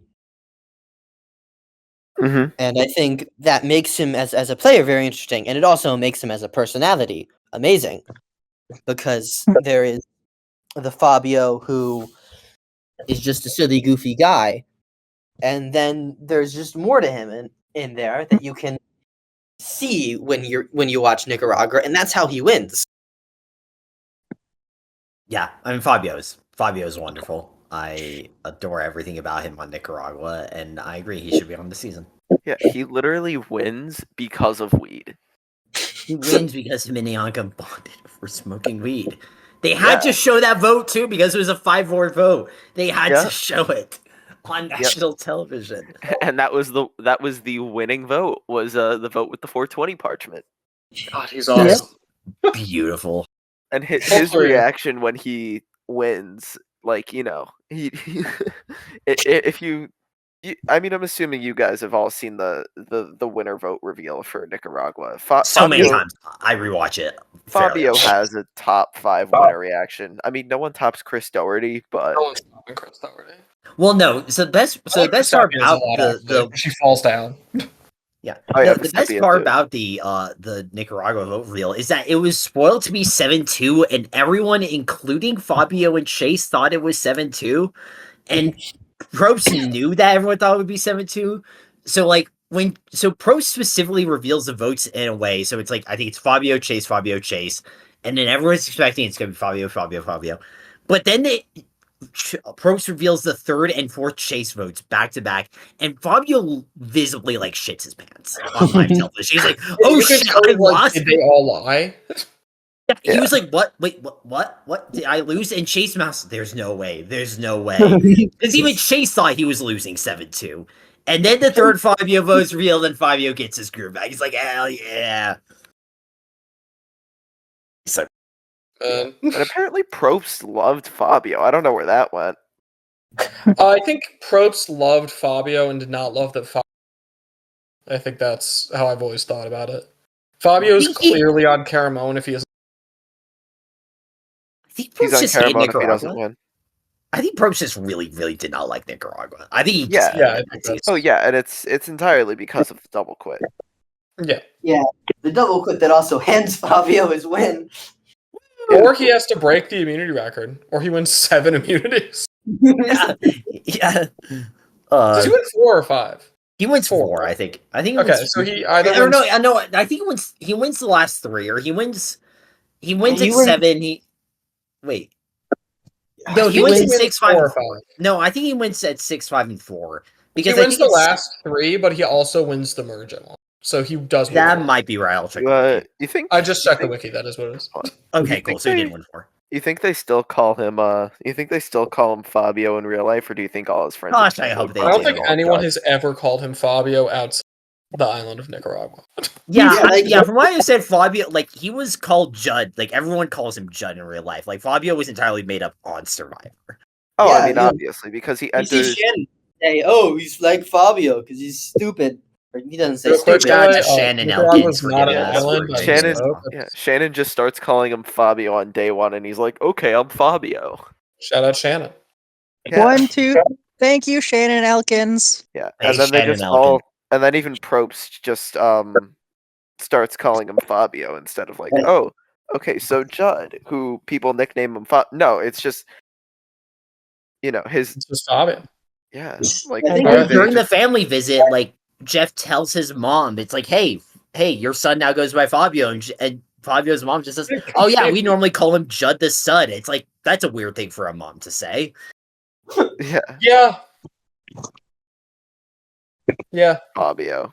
All right, so Rams, the floor is yours. All right. So, if there's an overarching theme to my 6 picks, it's that all 6 of these people have potential to cause conflict. As we mentioned before on this podcast, conflict makes for good Survivor. Conflict is interesting. Seeing people have conflict with one another is part of what makes Survivor great. And I think all 6 of my players have caused conflict in the regional season. I think they're always going to kind of cause some conflict. With that said, my first pick is someone who's been mentioned on this podcast multiple times. I think Shro said it's like this might be a person that might have been on someone's list, and it's easily the most famous person on my list. And Mike, you can show him. Rupert Boneham. Okay. So here's Yeah. my spiel about Rupert. By the way, Rupert has more confessionals than A1 Pearl Island, despite the fact he finishes in 8th. Keep in mind, this is a cast with Johnny Fairplay and Sandra Diaz Twine, and both of them make it 4 episodes more. Rupert's voted out in 8th. Sandra wins, and Fairplay is voted out in 3rd. And Rupert gets more confessionals than them, and I don't think Rupert gets a second too much airtime. Rupert on Pearl Islands especially is magnificent. He's just one of one. He's perfect. He's the only Survivor player to run against Mike Pence in an election. Yeah, there's a picture of Rupert shaking hands with Mike Pence at like an Indiana gubernatorial debate. He's so good that they got his boring ass wife on a season, and then he quit.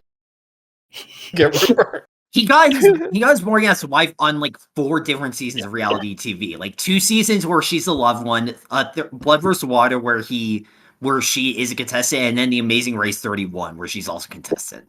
Yeah, Laura Boneham is one of my picks, by the way. She's on my list. It's all loved ones. But yeah, I mean, Rupert, after All Stars, production essentially made up the fan favor award to give Rupert $1 million.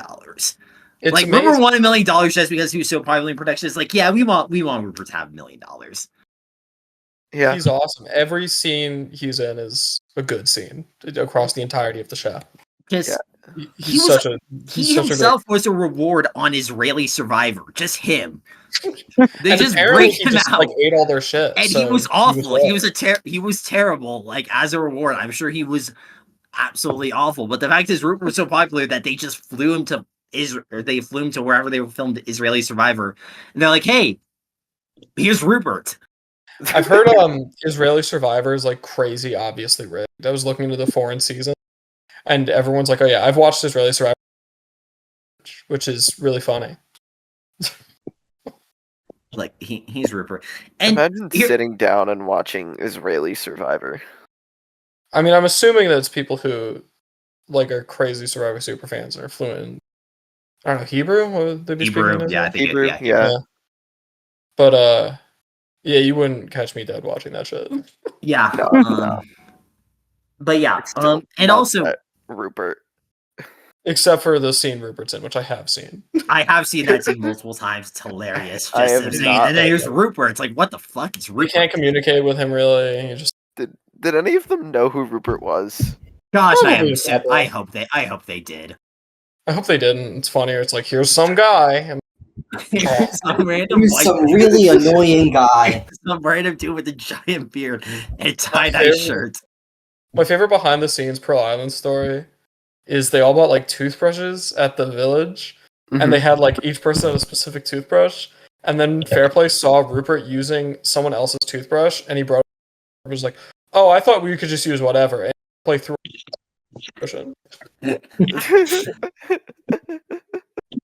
Like, the Fair Play Rupert relationship is one of the best in the entire show. It's for the obvious big- I confessed all about their fight that was clearly recorded the next day because production was. Who the hell voted for me fight? Yeah. I will rip your Wait, head wait, off like a wait. fucking chicken. Rupert is the closest anyone has gotten to killing someone on Survivor. Oh yeah. Yeah, people say that about Brandon Hance. I think it was Rupert. It was Rupert. Like if production lets Rupert like Trying to mention Brandon actually Hance like as much as kill possible. Fair Play is dead. Like Rupert's like about twice the size of Fair Play and like just so very angry. I think Rupert might be 5 times the size of Fair Play. Fair Play is not a big guy. In terms of weight, Fair Play, especially on Pearl Islands, was like Yeah. 100 pounds soaking wet. Like Fair Play weighs like, 45 pounds. Yeah, Fair play like, is basically like a girl. Even Fair Play has said like I can't take Rupert in a fight. And I mean, I even don't think Lex- Fair Play could take anyone in a fight. Yeah. Anyways, I mean, like, he certainly could take He Damon uses the will, Nucci. you know. pro wrestler Johnny Fairplay. Anyways, let's keep it moving. one more thing about Rupert. I also think he's an underrated player because, like, so last episode we talked about how I think casual fans, I think at this point, don't realize how big of a deal Colby was. I think Rupert's kind of a similar thing, and then both of them are kind of lambasted together on Heroes vs. Villains because, they just enter and they don't do well.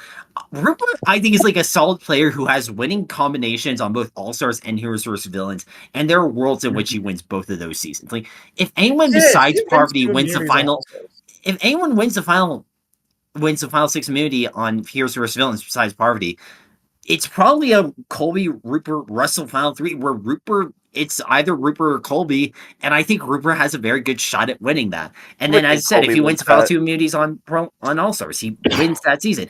Rupert's like not a bad player. He just is not a stereotypically good player, but he's awesome. I'm not saying he should be I will on the say same it's not team. impossible that it's Rupert or Colby, Russell, and Sandra, and then Sandra just wins. Look, it's I think Russell thinks the woman who already won Survivor is incapable of being a jerk. Oh yeah, It's no, so that's true. I funny. just think like He's awesome. would all the heroes on the jury just vote for the person on the heroes tribe? I feel like Rupert's crazy annoying. Yeah, but he he's is. If it was Colby, Colby would win. But I'm assuming in this case that Sandra has voted out like 4, and then Sandra lobbies for Rupert on the jury. Yeah. Or if it's like Rupert, Jerry, Russell, then like. See, this is how good Rupert is. We're trying to headcanon a reality where Rupert could theoretically be a 2-time survivor. Exactly. Yeah. I think there's a possibility in which Rupert is a 2-time survivor winner, and that's an awesome world. It's a better world than Colby and Tony. Rupert are smart enough to recognize that Sandra can win, which Jerry and Russell were not smart enough to realize that. Yeah. Rupert, man, what a. All right. Well, All right, who's next? All right. Well, my next pick is also someone who can cause a lot of conflict. Someone who is not nearly as famous as Rupert, although has been on Survivor more recently than Rupert, actually, albeit barely. But we have Mikey Couture, PG. So yeah, PG. In general, I like characters who are kind of capable of fulfilling multiple roles on a season. Instead of like the person who's just like, I'm the strategist and that's the only thing they are the entire season. I like people who can fill multiple roles. And Peachy on China is, I think, possibly the single best example of that jack of all trades like archetype ever. Like at the beginning, she's just kind of John Who's like kind of strategic narrator. She's just kind of doing that stuff. Then after the swap, she becomes this like awesome villain who is throwing challenges to get rid of the awesome like fan favorites in James and Aaron. And then favorite Aaron Weisberger. You heard it here first. Okay, I like Aaron. I also like Aaron. He's fine, but still, like James. James is very much more the fan favorite. But yes. Aaron's popular. But yeah, and then after the merge, she's in this minority position, so she becomes a scrappy underdog. And throughout, she's great. She's just a very, I think, compelling professionalist. Just a very good TV presence. Someone who's just always gonna kind of rub people the wrong way. Like her relationship with James, like kind of causes James to lose it a bit. And I think she's just great. China in general is a season I love a lot, and PG throughout, in all her roles is a big reason why I think China's just such a good season. Yeah, I think. And underratedly, good on second chances too. She goes really well, but she's good in her role. Yeah, she never was able to do a lot in Cambodia. I'm glad she was cast on. I'm glad she was voted in, but yeah, I think she could have done a lot of damage in Cambodia. And I'm personally a very big PG fan. I have PG in China as a 10 out of 10. I have her as my number one for the season, above James. So like Jean Robert. But above Aaron Weisberger, above Eric Hoffman. No, but oh no, but Mike realized, Eric Huffman is a better character than PG and a better person. A better person in real life. Yeah. No, but Rob has a podcast, so it's pretty debatable. Yeah, PG is just awesome on that season. She feels the most grounded and like down to earth on that season. Even if she is like, very she causes a lot of conflict, she can be abrasive, scrappy, whatever. Again, like she definitely feels the most down to, like Courtney is very larger than life. James is very, very larger than life. Todd can be larger than life. Jean Robert can be larger than life, but like PG just feels so down to earth and really is like in a way the heart of the season. Yeah, I absolutely see that. Yeah, heart of the season I think is a good way to describe PG. I am a huge fan of her. I will be doing a write-up about her at some point. Oh yeah. But yeah, she's awesome. Would love to see her again. Oh yeah. By the way, I picked someone from each group of 8 seasons. So Rupert was my season 1 to 8 representative. PG is my 9 to 16 representative. So each one. So then my next 4 will in some order have debuted from Gabon to One World, then Philippines to Ko Wrong, then Millennials vs. Next Winners at War, and then I have 1 new era pick. But yeah, that's PG. I think, like I said, I think PG is great. My next pick is someone who is. I don't know how many casual fans remember this person. I'm guessing of the 6 I have, he's the one. This person is easily the one who is least remembered, but I think he's really good and a key part of the pretty underrated season, and that is Cole Metters from Heroes Fearless Hustlers. Yeah, let's go. So he's one of those guys to me where when you think about, like when you're watching Heroes, he doesn't stand out as much as the huge personalities like Ben and like Dr. Mike and them. But when you think about it, a lot of he's a really big part of why of the good of that season. A lot of it's about Cole. Yeah, exactly. Like I said, so as I said, like Cole is, he's a key part, like the good part. Like Cole is voted out 10th on Heroes for. He's voted on. I think it's 10th place on Heroes for Heroes Hustlers. Yeah, he doesn't make it very far. Terrible season name. Yeah, it's so much. Gosh, it's so hard. Sam, every time I talk about Survivor with somebody and I mention that season, they're like, "You're kidding." And gosh, I remember when the season theme was leaked, and we're like, "What?" But yeah, so Cole is one of my kind of favorite people because like I mean, all of us here, I think, are primarily old school fans, and Cole, despite the fact that he's on a modern season, is an old school character. He's he's not like your big strategist. He's not like your guy who's like sneaking around for else. No, the main reason Cole cause conflict because he eats too much and he's like not great around camp, and that kind of pisses people off. He causes good organic conflict that kind of happens when you drop a bunch of random people onto an island and tell them to live together. Like, that's the type of conflict that's going to come up. Is type of conflict that Cole himself causes, and Cole's I think just raw, really, dude. All right, it's been long enough. What is up with that picture, by the way? the one on the right. No, the one on the left. Oh, That's like Google, 2K. because Google Slides is weird as fuck. Oh, I thought it was like a bit. No. Yeah, no, that wasn't on my part. I also had no idea that Cole was on The Bachelor in Paradise, so this actually Canada. news to me. Specifically Bachelor the in Canadian Paradise. version for some reason, although I don't think he's Canadian.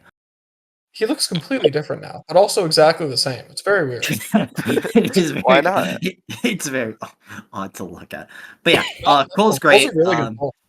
Inspired. Yeah, Cole has like tone in his edgic chart on every episode except for his boot episode. That's And it's awesome. like different the one where you're tones going to still. get it most likely. yeah, He's got positivity, negativity, mixed. Exactly. He's the type of person who's just kind of gonna become interesting, just kind of who he is. Like, on paper, he's pretty bland, but no, he's just a really interesting guy. And yeah, I think he's just a very kind of cool character. I would be shocked if production even remembers he was on Survivor at this point. I never expect Cole. Keep in mind, I very much do not expect Cole to ever appear on Survivor again, but I think he'd be a very inspired pick for 50. And yeah, I just wanted to shout out Cole for a bit.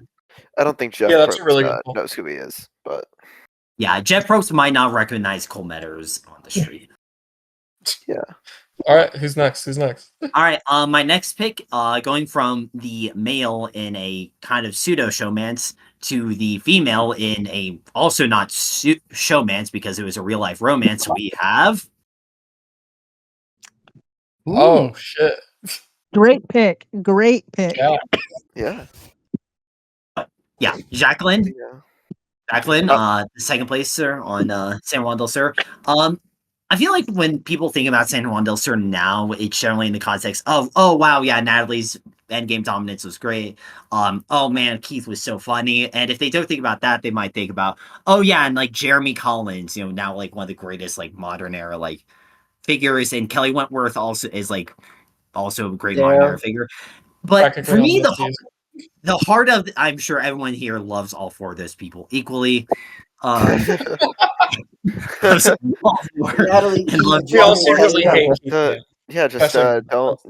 let's not talk about the things I said about Kelly Wentworth in 2020. But for me, the heart of the season revolves around John and Jacqueline, aka Jonklin.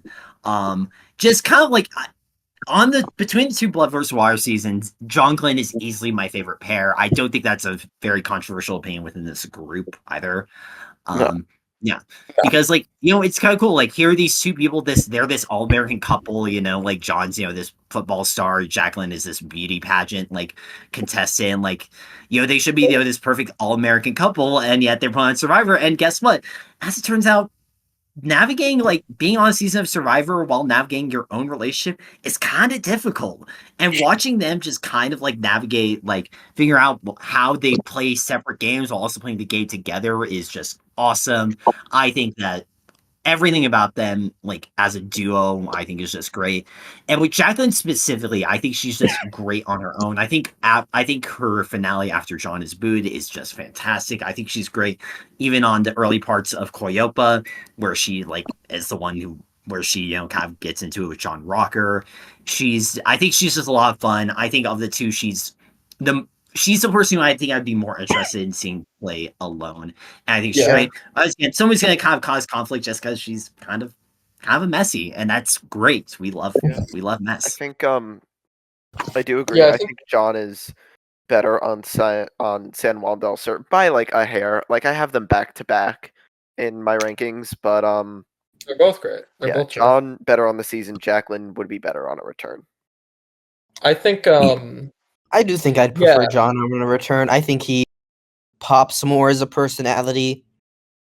I think Jacqueline's a more interesting choice because I think San Juan del Sur has a really good cast when you get to it. Like when you get through some of the Julie is here because they wanted John. Like those types of picks. When you get through that, I think the San Juan del Sur cast is really good. And Jacqueline kind of gets forgotten, even though I would say she's probably one of the better. Yeah. I think she just same with Cole Metters, actually. She just looks kind of boring. Pretty much. Yeah. But both of them very much are not just there to be. They're big personalities. They're really weird people. Picks, both of them. Yeah.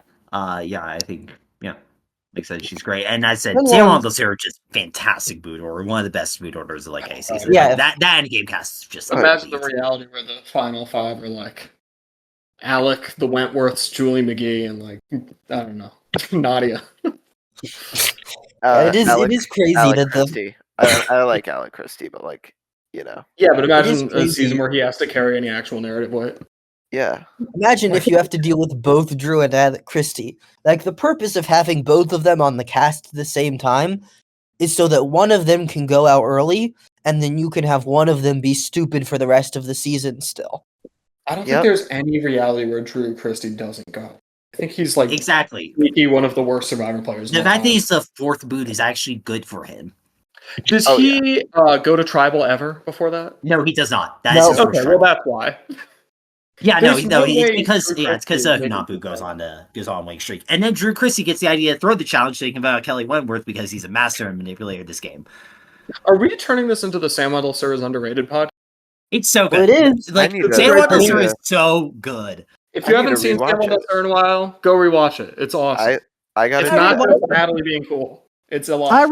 It's not just Natalie. Yeah. Although Natalie is obvious. It is Natalie's season. Natalie is a lot of Natalie being cool. It's just not the only thing. Oh yeah. I did read.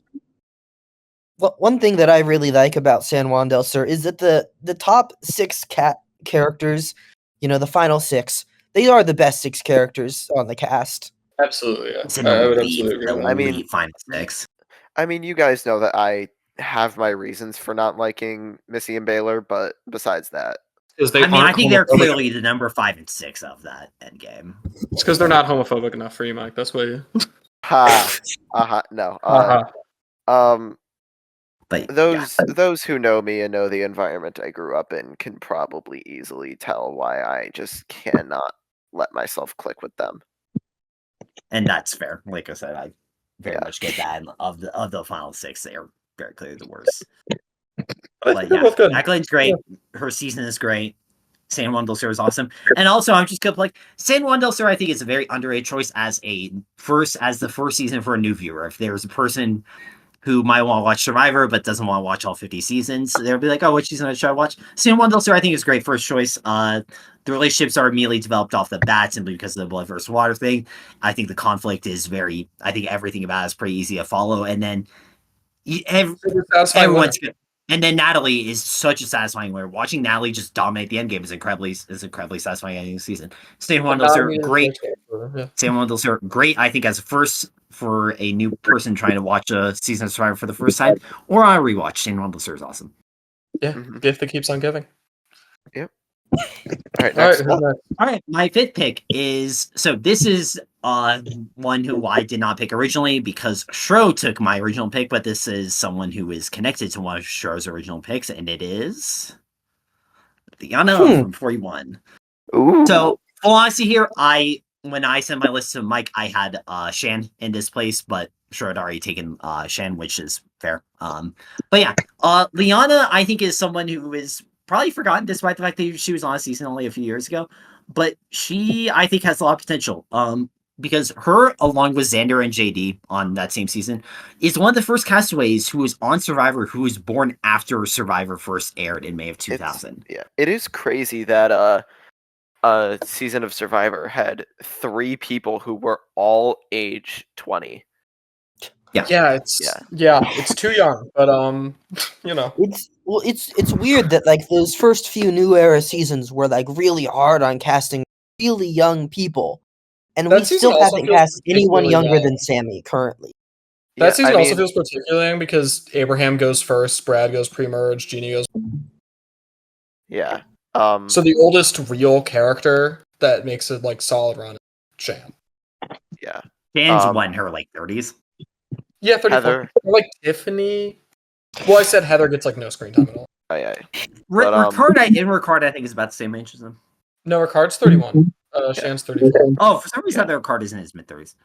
No, Ricard probably just like he's married. Ricard's Anyways, kind of Yana, shockingly young.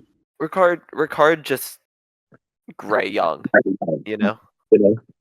But yeah, But, so yeah, and because that, I think there's a lot of potential in Aliana return. You know, she's despite the fact that she was on a few years ago, she has changed quite a bit. As Mana was talking about with Drew Basile, like in terms of like, hey, Drew, despite the fact that he was on recently, he's probably changed a bit. I think Aliana probably has. Aliana is now 24. People change a lot and mature a lot between the ages of 20 and 24. mm-hmm. And I think even should say the same. I think Leon would be just kind of a fun wild card pick for attorney.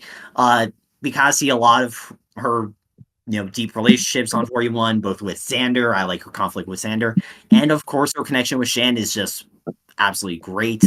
Leona, I think is just someone who, if we're gonna bring back like random picks from nowhere, I would be very much in support of Leona because Leona, I think, is just cool, fun personality. She's clearly changed a lot. She changed her name to Lianka. Wait, no, I think Liana would be super interesting on a return. No. Yeah. She's clearly like a very passionate person. You can tell on 41, and I think that exactly. I did. I mean, she's still super good. But I did have that written as Lianka. What the fuck? Yeah, I just noticed that. What is wrong with me? I mean, you originally had because- Bianca for 48. Yeah, Bianca. I originally had Bianca from 48. Oh yeah, and I just changed it last second. I didn't. No, I think she's someone. I've heard people say this about Natalie Tenorelli, where she would be an interesting attorney because she. I think Liana. Honestly, the only reason I wouldn't, like a real adult, like a fully formed 30-something Liana, I think would be super interesting. Super. Yeah, fun. That's fair. This might be a bit too early for her, but I think it's like just 50. It's like it's still enough. I mean, the 4-year gap between 20 and 24. It's a very long. So you change quite a bit. Yeah. Again, even just looking at me and how much I've changed from when I turned 20 to now almost being 20 and a half. Yeah, a lot happens. A lot happens in your early 20s. Yeah, y'all know a lot happened with me, but I'm not posting that shit publicly. Anyways, Rams, who's next?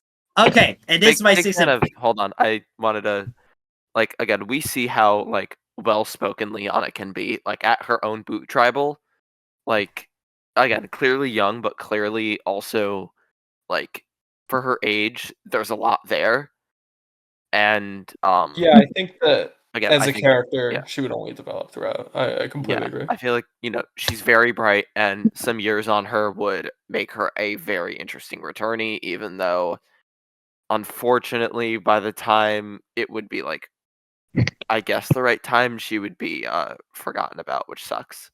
She's already been forgotten about. I'm guessing she's already been forgotten about. This is a very just kind of fun. It's like, man, Leon will be a kind of fun wildcard pick. Yeah, you don't already couldn't cast Shan, so like no one from 40 was ever back. I think. I could see Ricard maybe. Ricard, I think, is the highest. So yeah, but even then, this was his chance. I think. Probably. Yeah. Well, when 51 is New Era All Stars. All right. What's up? Okay, so this next one is easily the one I'm most excited about, and funnily enough, ties into both what Stro and Mana we're talking about. It connects to Stro's last pick, and it also connects to Mana's theme about people who got famous after Survivor, because my sixth and final pick is none other than Chase. Hey, my mom's #1 pick. Chase. So, I think some context. I think some context is needed here.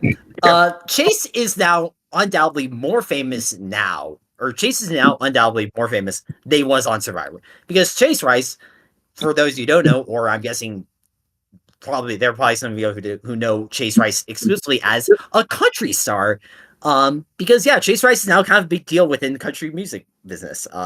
He's gotten a few big songs on country radio. He was one of the main writers of Cruise, which, for better or for worse, kind of started Baby, the bro you a country movement. song, you make me wanna. You know what? I love Cruise. You know what? It definitely started the bro country movement, and it's the best terrible song of all time. It's so good. That song is so funny. I adore Cruise. I loved that song when I was stupid. I still love that song, but I'm still stupid. So it's great. It'll. I think he would be awesome. He plays Survivor in such an interesting way. Yeah.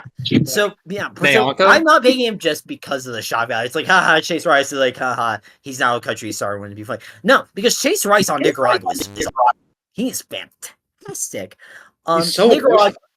Yeah, Nicaragua is just one of my favorite seasons. I kind of talked about this when Fabio was brought up. I love Nicaragua, and Chase is a huge part of that. Like, he's just kind of a good personality, and the way he plays is just naturally causes conflict with his reward picks, with the way he just kind of naturally kind of annoys people with his wishy-washiness. And he also puts up a really big fight at Final Tribal, which makes Nicaragua have a really cool Final Tribal when it didn't need to be as interesting of the Final Tribal as it needed to be because they had already decided Fabio was winning. Like, Chase is really, really great on Nicaragua. He's always been one of my underrated favorites, even before I knew that he kind of became a big deal in Nashville. And Chase is awesome. And another reason why I think he'd be kind of a cool returning pick is because Chase actually still does talk about Survivor. Like, I wouldn't, like, if you told me, like, Big O, it's like, does Chase Rice even remember that he was on Survivor? I would have said no, because Chase has gotten so much bigger since then. But no, Chase still talks about Survivor every now and then. He's still kind of pissed off that he lost. Like, you can tell he's kind of bummed out about it, but, like, despite the fact that he came on knowing nothing about the show, he admitted he half-assed his way through the entire application process because a friend of his from, like, college just said he could be good on the show, and that's why he was recruited. Like, shout out that friend. And shout out to that friend, because that friend, he was great, and I think he plays so much with his heart. He actually reminds me of Tom in a lot of ways, where he genuinely just wants to, like, play an honorable game, but he's too capable of that. I find his run super interesting in the He's just great, and like for somebody who's like funny. God, I think it is funny that Chase considers himself the worst Survivor player of all time, because he's probably one of the better losing finalists. He's like literally on a season the worst Survivor player of all time. To be clear, Wendy Joe. It's Wendy Joe There's a few different people, you know. Shannon is also on that season. All time bad, Nicaragua probably has the worst group of Survivor players ever. And Chase is, for better or for worse, is definitely one of the better ones. But like I said, I think he's great. 3 or 4. He's great. For someone who's probably cast just to be the hot country guy, which he himself literally admits in an interview, he's like, they probably just cast me to be the country guy. Like, he brings a lot of heart to the season. He's just a lot of fun. He plays the game in an interesting way. He causes conflict. He makes other characters around him better, which is everything I could possibly want in a Survivor character. Mm-hmm. I will say this: Chase, of all the 6 people I mentioned, Chase is never coming back. Chase himself has said that he never wants to come back. And I don't blame him. He's now very successful now, as like I said, in Nashville. And I don't blame him for just kind of getting out of Survivor. But it's kind of cool that he still at least thinks about it. And still, I think if Chase ever got the random urge to play Survivor again, I think he'd be so much fun. And when I thought about that idea, I sent Mike. I was just like, I'm so excited to talk about Chase Rice on a Survivor podcast. Yeah, exactly. And again, the fact that it's like, he became a big country star and now he's back. Like, that would be a good narrative. And also, like, I know he talks about how, like, he does talk about Survivor kind of negatively, but he did do a Zoom reunion with his cast in like 2020. So that he did. He's also someone who I feel like even people Nicaragua, I think at this point it's more divisive than hated, but it's not a season everybody likes. And I think even people very much Nicaragua kind of underrate Chase. You get a lot of talk about Nyanka and Fabio and Brendan, Marty and Holly and Jane, and he Chase is a big He's great. and Yeah. like good part of the season.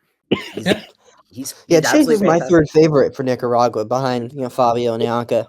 He's my second favorite. He's straight my second favorite behind Fabio. I have him 10th, but that's like one of my all-time favorite Fabio guys. is my favorite, and then there's like 6 or 7 people that are all very jumbled up together. Like let me look. Like it's okay. Chase is my second favorite, but I have Chase, Holly, Marty, Dan Lembo, Brenda, and Jimmy Johnson all very close. Not hearing Nyanka or Jane's name in there is pretty. Well, pretty you big. know I'm very much not a Jane fan, and you know Misogyny. you also know my reservations with Nyanka. What, that her edit is objectively racist? Well, yes. Yeah. Oh yeah. Fun fact: when I talked about Rupert getting the most confessionals on Pro Lines by finishing 8th, I believe Nyanka is the only other confessional leader of a season to finish as low as he did, because she also finished 8th on Nicaragua and leads the season. She actually comes in 9th, technically. Did she quit before Kelly? Mm-hmm. She quits before Kelly. Because she okay, quit, nice. and then Prost is like, does anybody else here want to quit? And then Kelly's like, oh yeah, actually. Yeah. Yeah, sure, I'll That's quit a it. bad episode. Hearing Prost say, is anyone else here quitting? And someone's like, yeah, I'm also quitting. That's the funniest thing. Just actually one of the greatest episodes of all of Survivor, and I'm It not is joking. it is love it. ridiculous. That's That my favorite episode Nyanka. of the 20s. Maybe not. Maybe after the Russell Swan episode on Yeah. I'm talking John and Jacqueline are Lord fighting, so they Amincha. won't talk strategy. Oh, that's such a good part. That's Gosh, a really Shin good Love is so good. Yeah, you watched Jane Nicaragua? Boo is great. I don't know. Maybe I do need to rewatch Nicaragua, mostly so I can not have Jane bottom 20, which I, considering recent stuff, I feel very bad about. And Rest in peace, You Shane, know. right? Like for real. She is R.I.P. She is Jane. Yeah. And, I love Jane. She's also probably to top 100 when I rewatch, but and also whatever. to just fully lock in my opinion on Nyanka, because I still don't know. She's hilarious, but I get the reservations people have. But she's awesome. Yeah, Maybe... she picks a fight with Kelly Bruno's those are my leg. picks. Yeah. All right. All right. I have a theme for mine as well. It's people I liked. I tried to only pick people who, when I was watching the show, I liked them. So I went with list. So I thought, like, who on season 50? Because I only want to get a group where, like, I would be excited to see them. Yeah, so Cody Assenmacher. So first pick is going to be Matt Blankenship. No, my first. Hey! You respect Matt Blankenship. I will not. I like Matt Blankenship. He seems like a lovely person in real life. I don't like him on Survivor. First pick is Sarah Wilson. Can we, instead of talking about Matt Blankenship, can we talk about someone who I described as the most relatable Survivor? You're cutting out like crazy, like this whole time. The most relatable. I'm gonna try switching my phone, maybe. That's probably a good idea. My Wi-Fi is weird. They're doing work on it right now. Oh, that explains it. On right now. Okay. Yeah. Okay. I recently described this guy as the most relatable Survivor player of all time to me. He's a 2-time player. He goes back to season 1, and it's Jervis. So. Oh yeah. Okay, I like it. He's the only Survivor player I follow on social media, and he just posts old man memes, and that's the energy I want on season 50. I need just another old ass guy who's gonna post like, when your girlfriend be like this. That's what I want. It's crazy that Jervis is old now. Jervis's kid is older than fucking Xander, right? The kid he has on season 1. Yeah. That was born during Borneo. Yeah, the kid that he has during Borneo. First of all, Jervis is the only person to have a child while on the show and get a call from the mom. It's insane. The people try to tell you that this guy isn't the greatest character of all time. He's such a star. He's so funny. There's so many, like, he's electric. Think He's about charismatic. Oh, he's awesome. Like Jervis to this day is still like in my top 25 of all time. I love Jervis. That he like, and people give him shit for like, people don't love him on Blood versus Water, and like I get it, but he's still Jervis. Like, the character work isn't great on Blood vs. Water, but his personality is still awesome. yeah, he's Jervis. Don't let that Jervis fool should be on you. every season. Jervis is also the only Survivor player to have a film in the 2020s about being kidnapped. That's true. Yeah, being a That's survivor, not true. Yeah. I'm I surprised that haven't wasn't. seen Banu is in the Holdovers, which I haven't seen, so maybe that's what that's about. I don't. Maybe- I've seen the holdovers. I don't think he's actually in it. I don't have think seen he's the kidnapped Holdovers in the actually, and I lied for that joke. It's not about being kidnapped. It's about like staying And over it's there. not about Banu specifically getting kidnapped. The holdover is great. It's Movie. good. But The I'm Holdovers surprised is a- Mikey did Nicaragua. not The put that Holdovers, kidnapping. The Holdovers is a great movie. I genuinely don't think Bonnie was in it. I don't I think think- he did either. Maybe he's spiritually in every movie. That's the. He won Bonnie- 1 million hearts by being in the holdovers. Yes, spirit. Oh yeah, Banu, let's go. So Banu- Banu's on your list, Jervis right, instead Kyle? of I Bonnie, should please? I I- should have the put Banu on most- my list. I do not have anybody from the era of the show where they moved to Fiji. Where they stopped shopping Fiji. So I everything do- was in 32 seasons. I like it. But yeah, I do- Jervis is good. I do have someone that was on Survivor in Fiji. Oh, technically. yay. But, Whoever could that be? Sylvia good. Kwan. dude, I would take Sylvia Kwan over most of the women on the season 50 cast. She's awesome. Sylvia, yeah, she's good. Yeah. Yeah, she But, told Cass's friend that, Michelle had sex with Rocky and Edgardo at Ponderosa. probably not true. She told Cass's friend that Papa Smurf thinks domestically abused women deserve it or something. Maybe I don't true. remember what Papa Smurf supposedly said. Something terrible. Anyways, up next, Papa Smurf. No, I have going from one of the greatest Survivor players of all time. I mean, characters of all time, one of the greatest players of all time. I think, especially with someone else's earlier pick, this would be even better because these two are one of my favorite duos in the entire show. And I love the old seasons. I don't know. Most of these people are from the first 10 seasons. So let's get to Vesepia. Hey, Oh my gosh, I forgot that she was on The Price is Right. yeah. The main that's a reason I great want photo. Vesepia back is because everyone pretends she's not the best player of all time and she would win. That's the reason. She would win Survivor 50. She would constantly be doing her bullshit where she's like, well, everyone, let's talk our conflict out. And then a huge fight would blow up and she'd be like, oh, I don't want to be a part of all this drama. She's underratedly a big part of why Marquesas is as good as it is because she's always Yeah, doing that. Yeah, I'm rewatching Marquesas, and I was like, "Oh, I think I underrated her. She is a really good personality. Yeah, one of her first That's Marquesas confessionals. rewatch experience. Yeah, It- one of her it first literally confessionals is like about Sarah, and she's like, she has a good body. She paid a lot for it. Which is so mean. Like She's amazing. Vesepia Yeah, is like- like Vesepia is like borderline borderline evil on Marquesas, and it's awesome. Yeah. She's I agree. cold as fuck. Cutting Kathy like that 1 minute after Kathy has lost immunity is still one of the most cutthroat moves across the entire show. You want to see someone from the old era that can hang with new school Survivor? Holy shit. Oh yeah, Vesepia Vesepia can would- hang. she would fit in like a glove. Again, if Vesepia were to be on either Winners at War or season 50, or season 50, Vesepia would win. Season 40, there would be some bullshit that she just would not be able to do anything about. New era famously without bullshit you can't do anything about. Shout out Justin. Exclusively yeah. things you can do things about, like rolling dice. Yeah, I mean you could have rolled better, then you wouldn't lose your vote. Dude. Oh, Learn yeah, how to play but, like- Survivor. Gosh, what are you thinking of Oh Justin? yeah, but I Like, think that- I don't know. I think having to deal with the journeys and losing your vote might honestly be preferable to playing with Boston Rob again. we're playing with Nick Wilson. I Yeah, think Vesepia and Boston Rob are friends. And I think Vesepia they're is friends. Republican, so I think she would probably be fine with Nick Wilson too. I think she's a Vesepia's- conservative Democrat. she's a conservative. Yeah, at this point, she is. probably. The She Republican was- Party is. She was saying some like. Yeah, good she's also stuff. friends with Sean.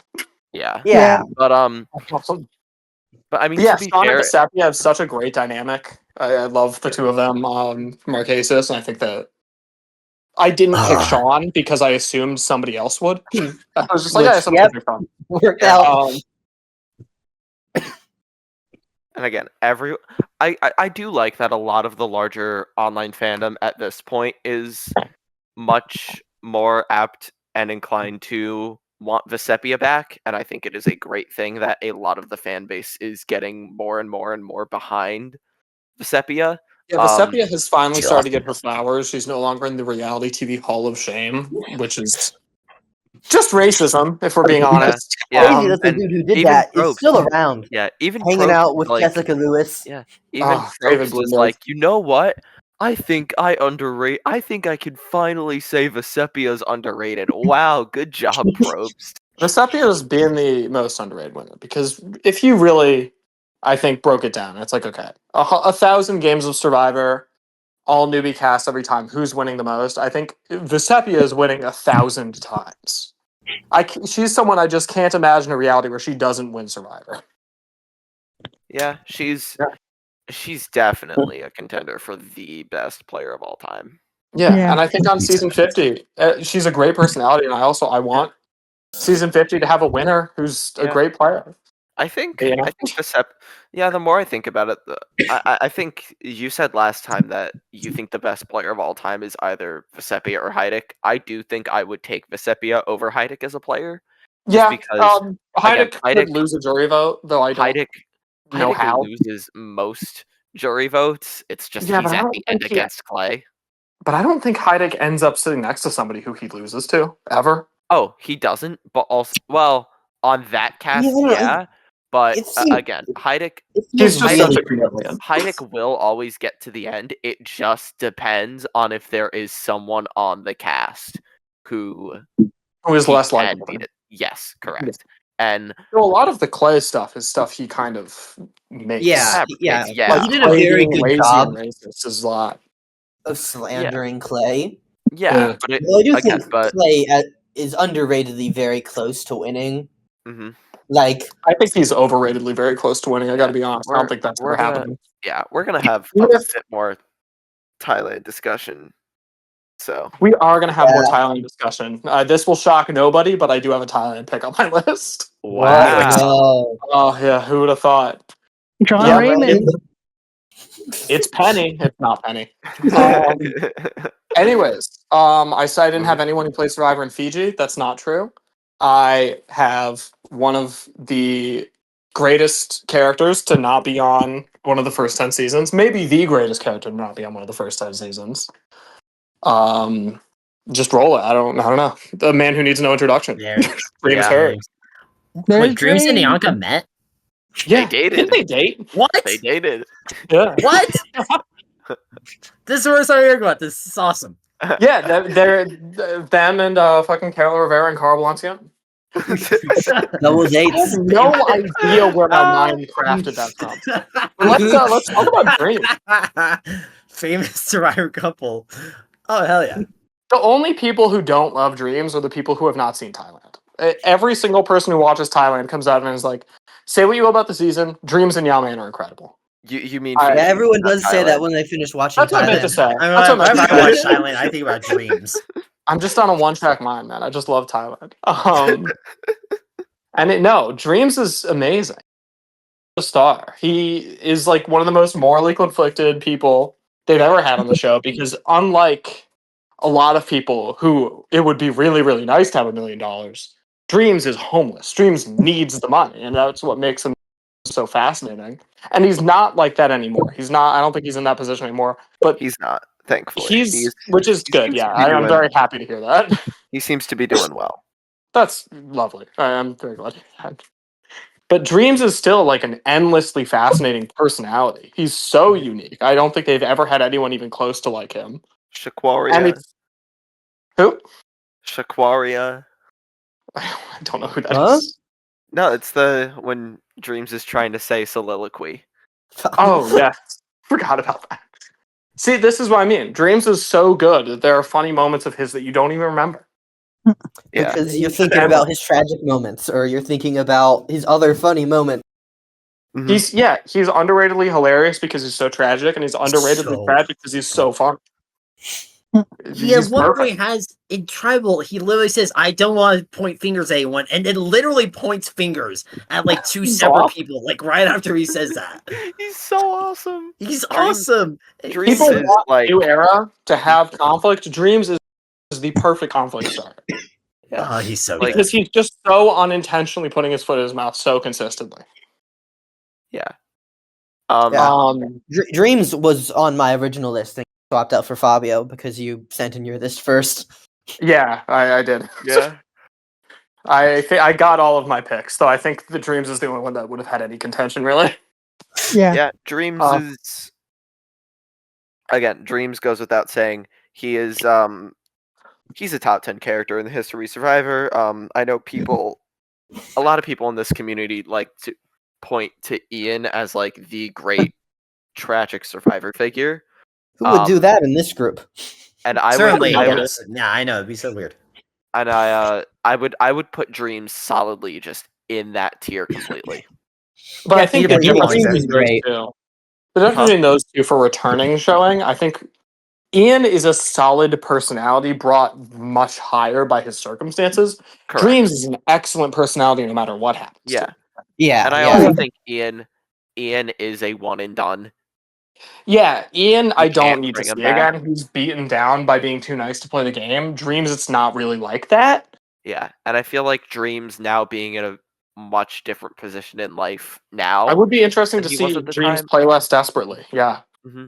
Oh yeah, like Yeah. I don't think it's coincidence that both Stroz and I are probably the two people who have Ian as like number one here. Neither of us put Ian on our list. Like he's perfect. Yeah. Like if Ian came back, I would Sure. have been happy I wouldn't and be I would mad. have rooted for him to win.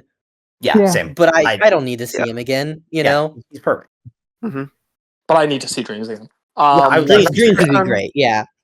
This is fantastic. the only person that I put on this list that I thought was like a very realistic thing. I think that there was like a lot of rumors about her coming back. I heard a lot of talk about like, I don't know, not like she's on the cast, but like under the surface, like this person could return.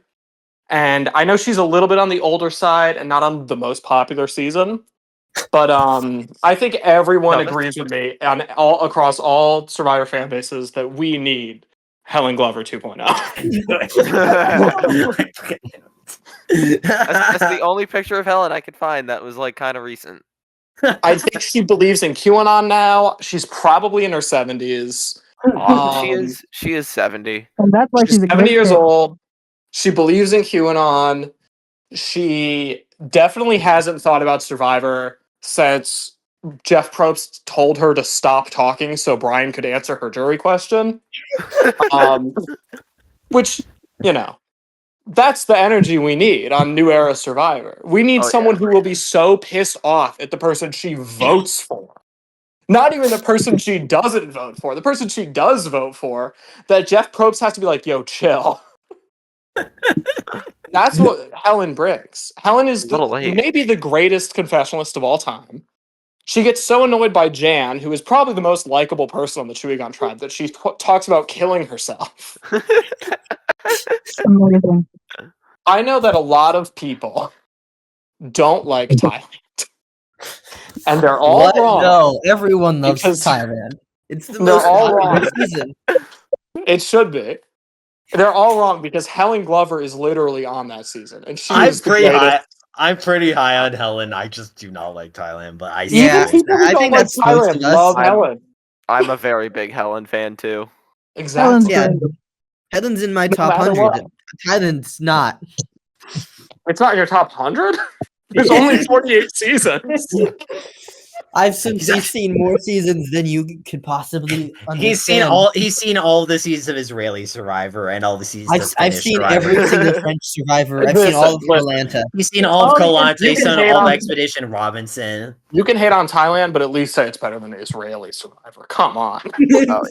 He's Think seen about how both. problematic He's that seen both shit the is. seasons of Turkish Survivor where Turbo Although wins. to be fair, Survivor Thailand doesn't have Rupert yet.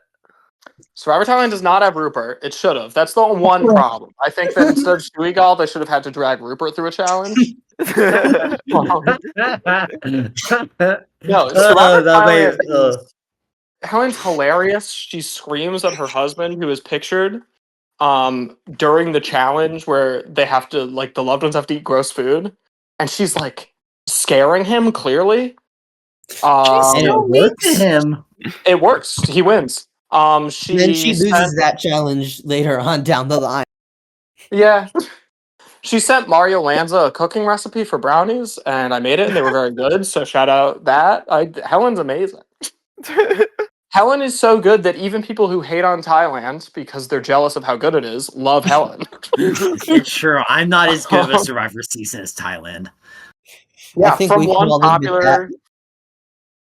Anyways, from one popular character on a popular season to another extremely uncontroversial, super popular character on an extremely uncontroversial, super popular season. Another person who was very close to making the Survivor 50 cast. Give me Nyanka. The same picture. The same picture. Listen. She quit on day 27. She's fine. She can do it.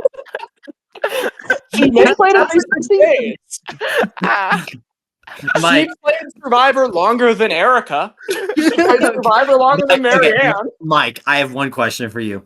How hard did you laugh when you realized you could use the same picture for Dreams and Nyanka? That's how hard. Just kidding. The shoot. Anyways, yeah. This is more laughter than the Ben Katzman stuff. I'm keeping the up way- the trend of people by the who way- were very hold close on. to being cast. Hold on.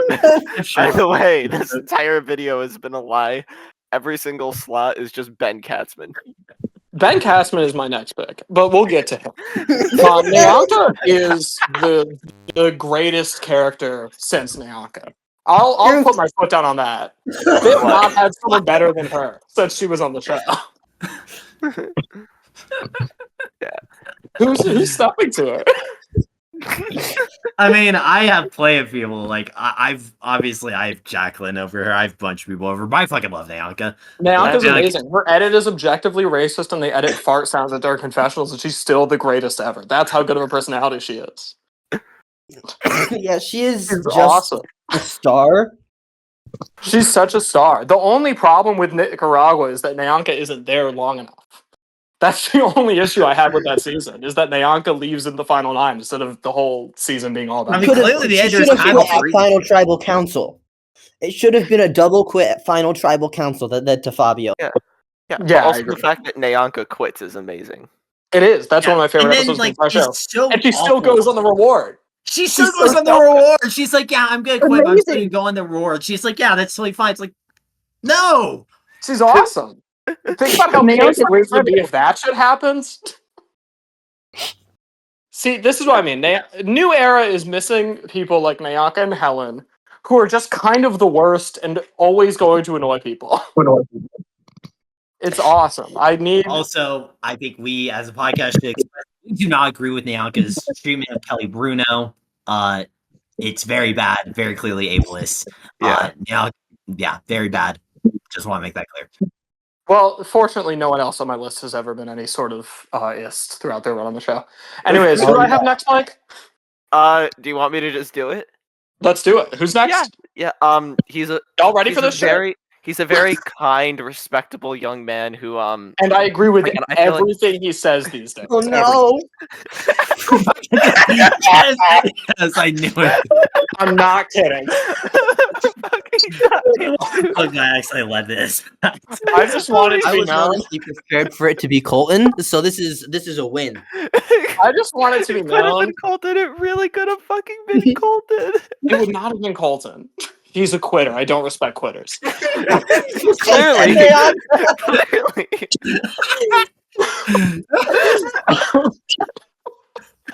It was never. No, I mean, think about it. I said earlier on this podcast that what I want out of a return is somebody who's changed a lot since they were on Survivor. I should understand that. That's foreshadowing. It was intentional foreshadowing. This drinker Lavoy. Rodney developed from the douchiest frat guy of all time, who is awesome, underrated, great player. He's clearly the best player on that cast. He developed from the douchiest frat guy of all time to guy who thinks drinking pee is good for you. And also I a big fan of semen retention. Semen retention, which he'll do great with that on Survivor, because I don't imagine you have much libido out there. Listen, I mean, all the people that didn't get on season 50 are joining Raymond in Ecuador, and we all know what Raymond's into. Think about it. Survivor season 50, final 3: Rodney, Nyanka, Helen, and they all win. Yeah. Oh That's my what god. the people want. That's what the people want. And it's everywhere. People want all of this. They want to see Rodney back. Everyone agrees with me on this. He's so funny. He could do an impression of, like, I don't know, like Charlie, where he's like, "Bro, I like Taylor Swift," or whatever. I don't. Oh man, I rewatched the auction episode of Worlds Apart, which I think we all agree is a really fun episode. And I think that's. Keep in mind, my least favorite season of Survivor is Worlds Apart. I also hate that Worlds season. Apart, and I think that Rodney is like a bottom tier character. Rodney's I awful, think but Rodney like is I a get mid-tier character, which is a great take to have. I have him as a 9 out of 10. I have him as like Rodney a 5 out of 10, right at the middle of the rankings. I might have him as a 10. I might have him as a 10. Let me check my rankings. What's with his hair? I have Rodney and Dan both at numbers. Yeah, bro, it genuinely is like insane how nuts Rodney became. Yeah, I want a crazy person. Yeah, I want a crazy person. That's what I want on Survivor, and Rodney's a crazy person. He's amazing. The only Survivor podcast where my list includes Rodney, Nyanka, and Helen for people who should have been on season 50. Oh yeah, 3 people who were very close to being on the show. Really, just they all basically made the list. I think Twitter will love us. And the best part is, I'm not kidding. All of these picks were completely sincere. I went through the lists of the first 30 seasons because I was like, I'm not picking somebody past that. Let's be real. I went through the list of the first 30 seasons, and these were the 6 people I was like, these are the 3 men and 3 women I most want to see come back. It was in complete sincerity. Gosh, I can't believe none of us also picked Rodney. Yeah, I was wondering if I accidentally blocked the Rodney pick for anybody. I was really excited for this moment. I knew that this would be the one where people were like, wow.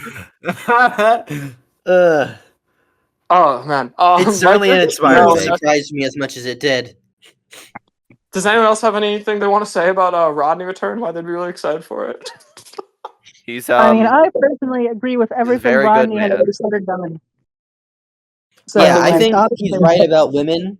He couldn't be right worse. About semen retention. If you hate Rodney, he wouldn't be worse because he's definitely just a different type of crazy now. So, yeah. Would he be better? Change.org. How is that 24? How is that dude only 24 on the left? He was only 24 on Worlds Apart.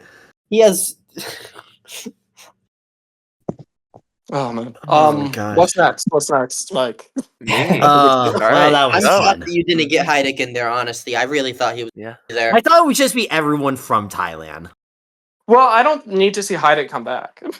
I don't think he'd win. I don't want to see Heidik get voted out because I love him too much. And you support him in everything he does? Uh-huh. Not really. No, I think Thailand. I don't need like Brian Heidik to point out. He works on Thailand really well, but I don't need him a second time. I don't need a second season that's like that. Yeah. All right. So, thankfully I don't have too many picks that are, I don't think my picks are, picks that everyone would love to see back, like, Nyanka and Rodney and Helen Glover. But everyone who remembers Thailand likes Helen. Yeah. Yeah. Well, almost everyone. A couple. Mostly, yeah. However, this first person is, a big character, has said some whack stuff on his original season, but was apparently the third to last cut from season 50 of Survivor, and that's obviously Greg Bewis. Thought it was cool. No one has I was shocked no one picked him, so I was like, okay, gotta pick Greg, because I feel like, he's the other like big one that was, supposed to be this big name coming back for Survivor 50 that just fell through in the last couple of days before the cast got leaked. And yeah, apparently he was the third to last cut besides Andy and Marianne. What are we doing cutting Greg Buis before Andy, if at all? Yeah, like I'm sorry, but the picture of Greg on the right looks like he's about to do like a YouTube apology. It really does. He's made a continual lapse in judgment. What does he say? Yeah, when but was this photo of Greg taken? Like 2011. I was gonna say that does not look recent. That looks It's far. not very recent. Although he We does have not seen supposedly Greg still since kind of look the same. But the thing with I don't know. The thing with Greg is a lot of people are like, "Oh, he'd only work as this one-time character. He's not going to be good at the game." And it's like, did you guys watch Borneo? It's like Greg is someone who would even now still work. It's like he very clearly had it for the game. He just didn't feel like it because of, how awesome Pagong was. One of my favorite facts about Greg Like he in was Borneo is that he's just kind of evil, Yeah. and you are supposed to realize that during his boot episode. Greg is evil. Yeah, I also like, think you're Greg supposed to realize that Greg is Greg basically gives up on trying to play because he realizes he can't win, and he's just like, "No, it's not doing it." Yeah, Greg is a masterful foil to Hatch, because Greg figures. It feels like Greg kind of knows how the rest of the season is. Greg does know how the rest of the season is going to play out. He knows that Richard, Hatch, and Toggy are going to ride it to the end, and that Hatch is going to win. Which is why, when Greg realizes he's cooked, he, spends his last days on the island flirting with Hatch, and according to Kelly Wigglesworth, trying out the gay thing, and then on the final jury, picking a number between 1 and 2. Like, Greg would be great on 50 because, again, he gets the game. He got the game long before anyone else did. It's just like He doesn't care. I feel like even a 50-year-old Greg Buis could be good at Survivor while also doing it in the most troll way possible. Like, I am sure he would come up with so many new crazy antics while also legitimately being good at the game, even all this time later at his age. Like, from what little we know of Greg after Borneo, he's just like that in real life. He's not the only screwball in his face. I really do hope that they do a Blood versus Water 3 and somehow manage to pull it off. Yeah, it's a shame that we had to get Jervis on Blood versus on before Jervis got his son, who was born during Survivor Borneo. Yeah. I agree, but Marissa is really good. Marissa is good. Who's yeah. the one that says I've never been the biggest Culpepper? fan of Marissa, but I'll be rewatching it in a couple decades or whatever, and maybe I'll change my mind. Yeah. Again, although Lucky Brad Culpepper. I think seeing Greg's sister on as an actual contestant on the show would be also incredible, because again, Greg's sister, she seems Jesse and his son that's better than him. Oh yeah. But My again, daughter, like, whichever one won Mr. Beast. yeah, but son. he outright like Greg outright says on like the Greg stuff with his sister on the show, they just outright like use the word incest directly as like an allegory, and it's like, holy shit, dude. And just everyone seemed to be totally fine with it, because like yeah, They were not fine. He threatened to kill him. Yeah, he's like, yeah. Couple more days, then we might kill him.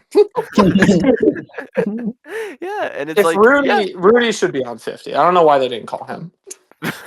Yeah, I think if they figured out necromancy, Rudy would be on 50. Rudy's dead. He was so young. Spoiler alert, sorry. He would be 100 or 99, no? Rudy now would be 96. He was 72. Yeah, no, he'd be 97. Yeah, 97, because I think he was born 28. Yeah, he should run for president. No, he's a bit too young for that. He's a little too young, yeah. That's a fair point. But again, I think even despite the fact that people have criticisms about Greg coming back for 50, I think he would have been a slam dunk pick. I think it's stupid that they cut him. I think it's stupid that they had him so late in the process and still cut him, and I think it's stupid that they're like, why do we need Greg when we have Rizgod? Yeah, Charlie. I think should ask myself every day. I think Greg could have definitely been a total dud on 50 if he took it seriously at all. I would not want to see that. But I don't want to see fucking Charlie no matter what happens. Yeah, I think that Greg I want to taking see it Greg. seriously and being really boring would still kind of be a really funny bit, though. It would be awesome if he was boring on purpose. That would be really good. That would be a great bit. Just become Charlie. Just become Charlie. Yeah. It's the Taylor Swift's honest. Hold on. That That is something interesting to think about going in 50. What if Charlie isn't Charlie, but it's just Greg Dewis, and Greg is literally God himself? And I'm pretty sure that's how you're supposed to read season 46. No, wait. If you really understand that, I forgot. God himself is Timothy Chalamet. God himself killed Randon, right? Yeah, Oh yeah, God did kill Randon. Timothy Chalamet just straight up might be the Messiah. Hey, maybe if he was the Messiah, he could be a better actor. Up top. Nah, that dude got fine. Kylie Jenner. He's like a Indianapolis genuinely on a fantastic Saturday. actor. He's good. He's literally the Lisan Al-Gaib. He's a good actor. I don't watch those Dune movies because I don't watch movies in English these days. Yeah. Anyways, there's also so much of that movie that's not in English, though. Yeah. Anyways, my next pick is from a season that came out around the same time as Borneo, and is a character that I have never mentioned that I think is one of the most underrated and underappreciated fantastic characters in all of Survivor. Sorry, that was not intentional. Whoa! I didn't see this coming at all. Wow. Yeah. No. Mike texted me that he had people from New Era, and I was like, "So Couture, right?" I was like texting Mike saying that. Yeah. So Couture's on your list, right? Mike with Couture. Shock. Maybe with a second chance, she could be interesting. I'm playing. She's pretty good.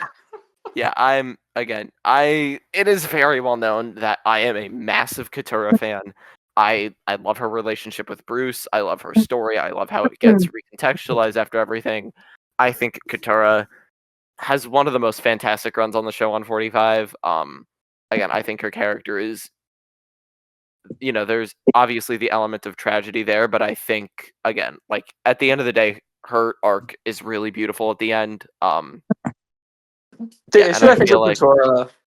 think as a returning player, she's already had all that stuff revealed. Like we already know. Yeah. So what is left is what I look for in a returnee. No, those people I adore that I would never want to see again. Mm-hmm. I don't need to see like Colleen come back. No, but, I'm with you on that. I think my thing with Katura is she had like such a personal journey on 45, but she's clearly got the game in her, and I feel like she is someone who, if she gets the second chance, is going to be so, like, she's gonna want to prove it. She's like, a lot of the fan base was like, oh, she sucks because she didn't make good moves. Yeah, because she got messy and emotional during the end game. And I do think she's a big Reba enabler, which leads to the end game being a little stagnant. But also, like, I don't know, I don't really care about it belonging. It's just how they ended it. Yeah, but again, I feel like you bring her back and she's gonna want it. And I feel she's very underrated by the fan base as a whole. I think she's clearly one of the better characters of the new era. Absolutely. I absolutely agree with that. Her and Bruce have a really good dynamic. They bring a lot. They're the only ones bring anything to the Bello tribe. Holy shit! But hey, I like Jake. I like Jake a lot. He seems like a good guy. I don't know. My mom's rewatching 45. Sorry. Jake whoa. What? Whoa. Sorry. Whoa. He's talking about Jake at the Kelly boot. Hello. Yeah, I'm quoting Jake at the Kelly boot. When Kelly goes, "What the hell, guys?" and is the best part of the 40. She invents emotions or whatever. Am I expected to remember parts of the Kelly boot? Do people care about that episode? Has anyone said that's the best episode of all time? Did anyone overrate that episode tremendously when it aired? I don't. But yeah, All right. Next is Kelly, right, Mike? yeah. Fun fact: Kelly did actually tell me that she wants me to go on the show. Hey, She did. I'm not kidding about that. But let's again, go. I'm a huge Katura fan. You guys know I'm a huge Katura fan, and I really think that again, she can bring it on a return. I don't think she's one of these one and done characters. And yeah, that is her with Sia. That's Sia. Oh my gosh, I can't believe I'm like I love Sia so much. I thought that was Jeff Tilly. I honestly thought that was I thought that was Sugar. Oh hell yeah! No, that's that's Katura, Jake, all the way on Caleb, the right, and Sia. That's Caleb. Oh, Caleb's awesome. Caleb's great. Sia might go. I rock her. Yeah.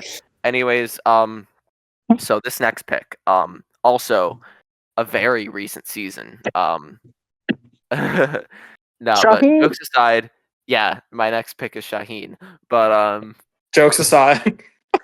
no, this Jokes aside, my next pick, Shaheen. Survivor 50 has been meant to be like this big celebration of the series on whole, and if you want it to celebrate the series, you have to be bringing people back that were responsible for the most iconic moments in the entire series.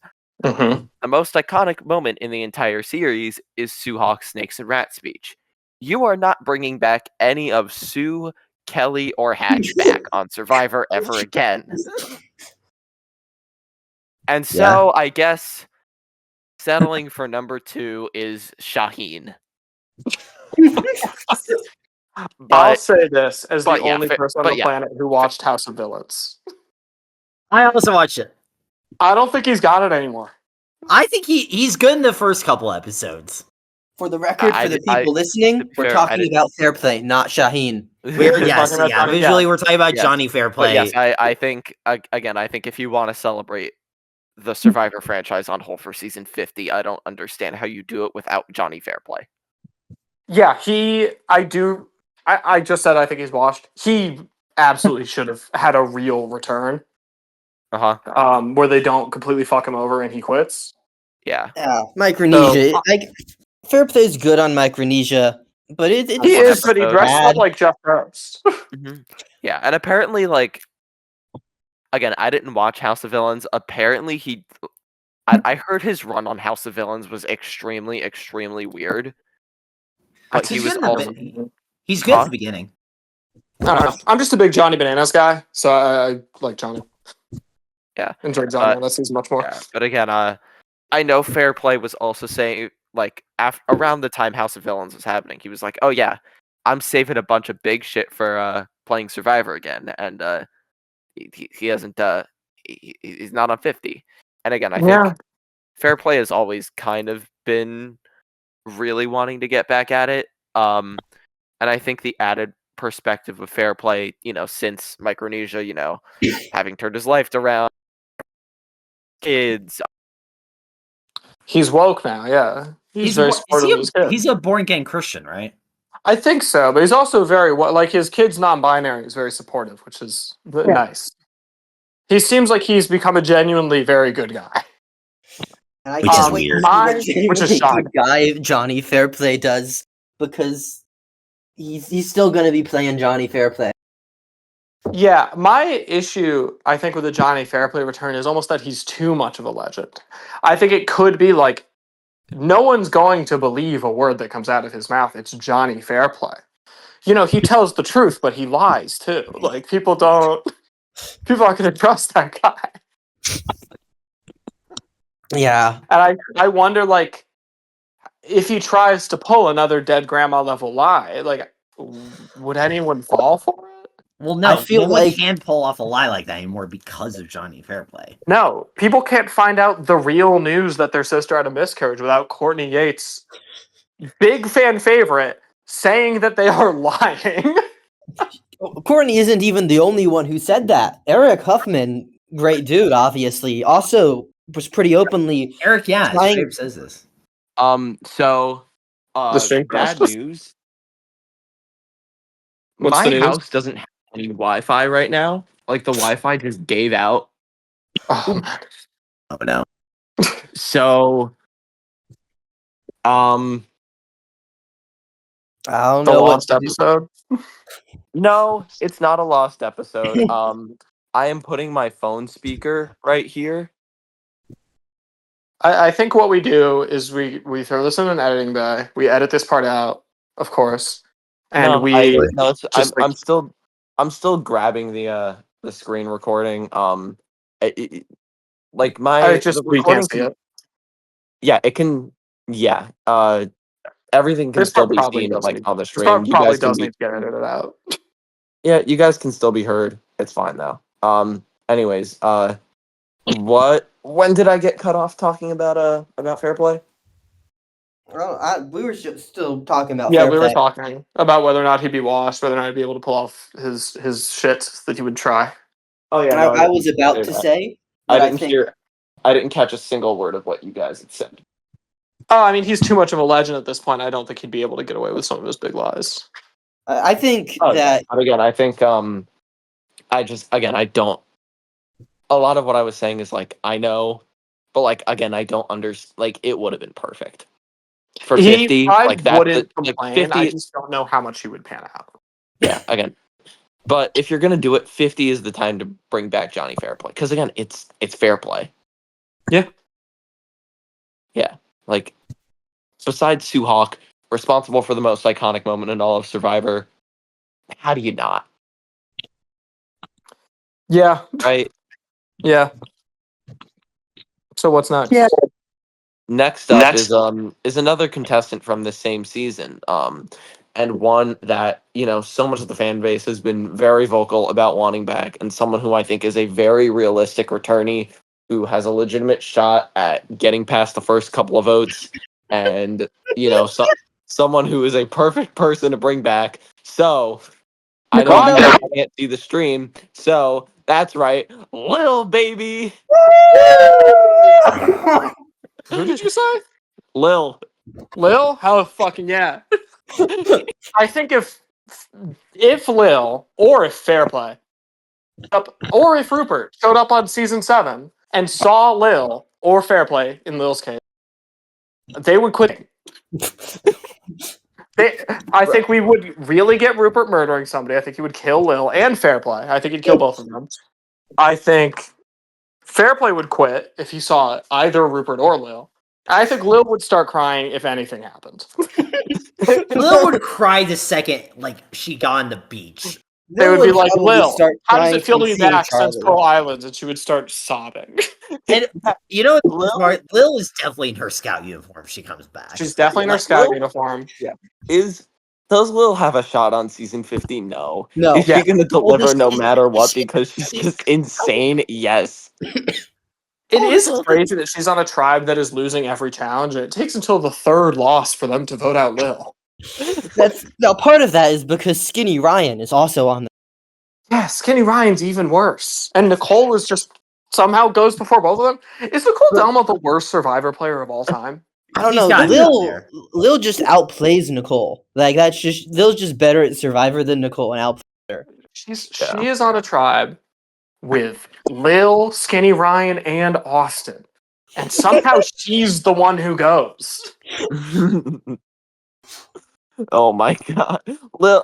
Lil Rob is complete should've- television gold. Like, again. Oh yeah, she's my favorite on Pearl Islands. A season with Rupert, Fairplay, Sandra, Andrew Savage, and Sean Cohen. Austin. And Pelican Pete. Burton. Yeah, Burton's great. Yeah. It's a great Lil- cast. She's the best of it. She's incredibly funny. Every word that comes out of her mouth is hilarious. She's always delivering. And she Yeah. makes the final She's platinum. two. She comes in second. Tijuana votes for her to win. And it's a legitimate vote for her. Tijuana looks at the two and is like, I want Lil to win. Lil deserves it.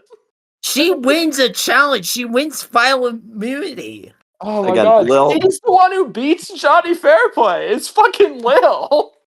Yeah. She it's gets awesome. to destroy Johnny Fairplay so utterly. The greatest That he villain actually Survivor has loses. ever had gets owned by fucking Lil. She's awesome.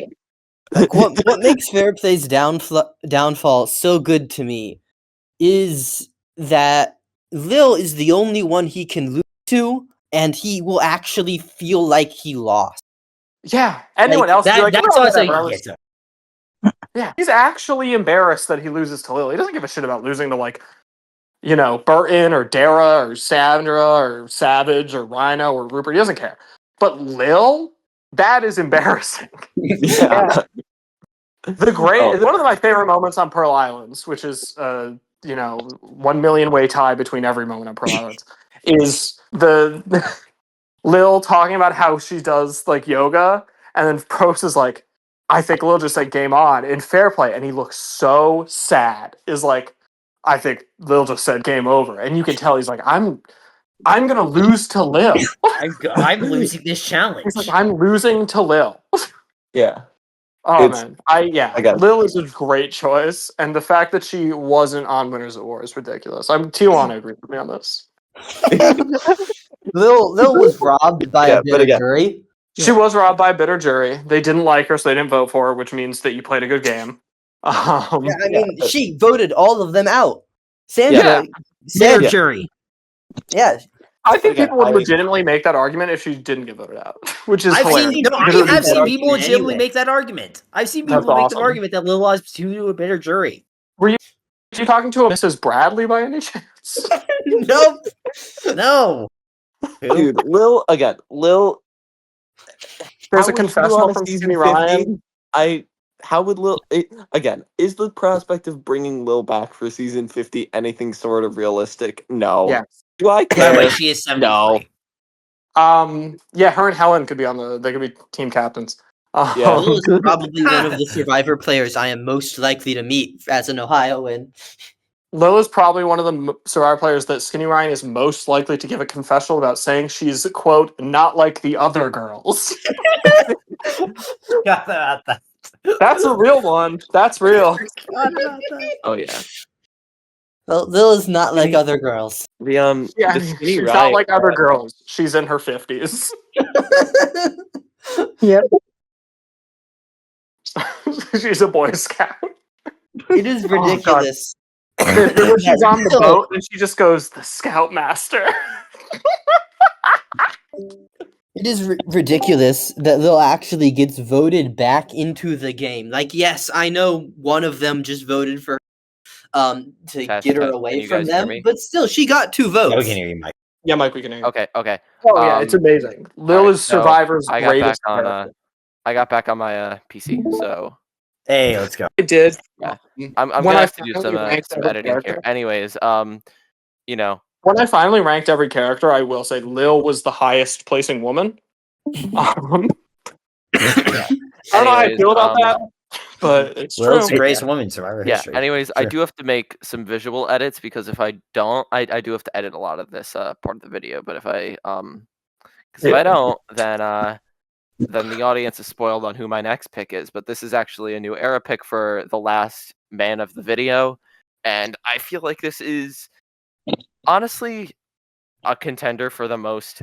Again, he's like a Katura thing where he had this very personal journey his first showing, but I feel like with a little more age and a little more experience and a little more what we know now, I think he could be very interesting on a return, even if he did turn down 50 and maybe it would be a little longer. But again, I still think his case is very interesting. I got Teeny. Maybe. I dig it. I get it. I think Teeny was pretty unpopular. I also liked Teeny. The only people I like from New Era are people who weren't popular.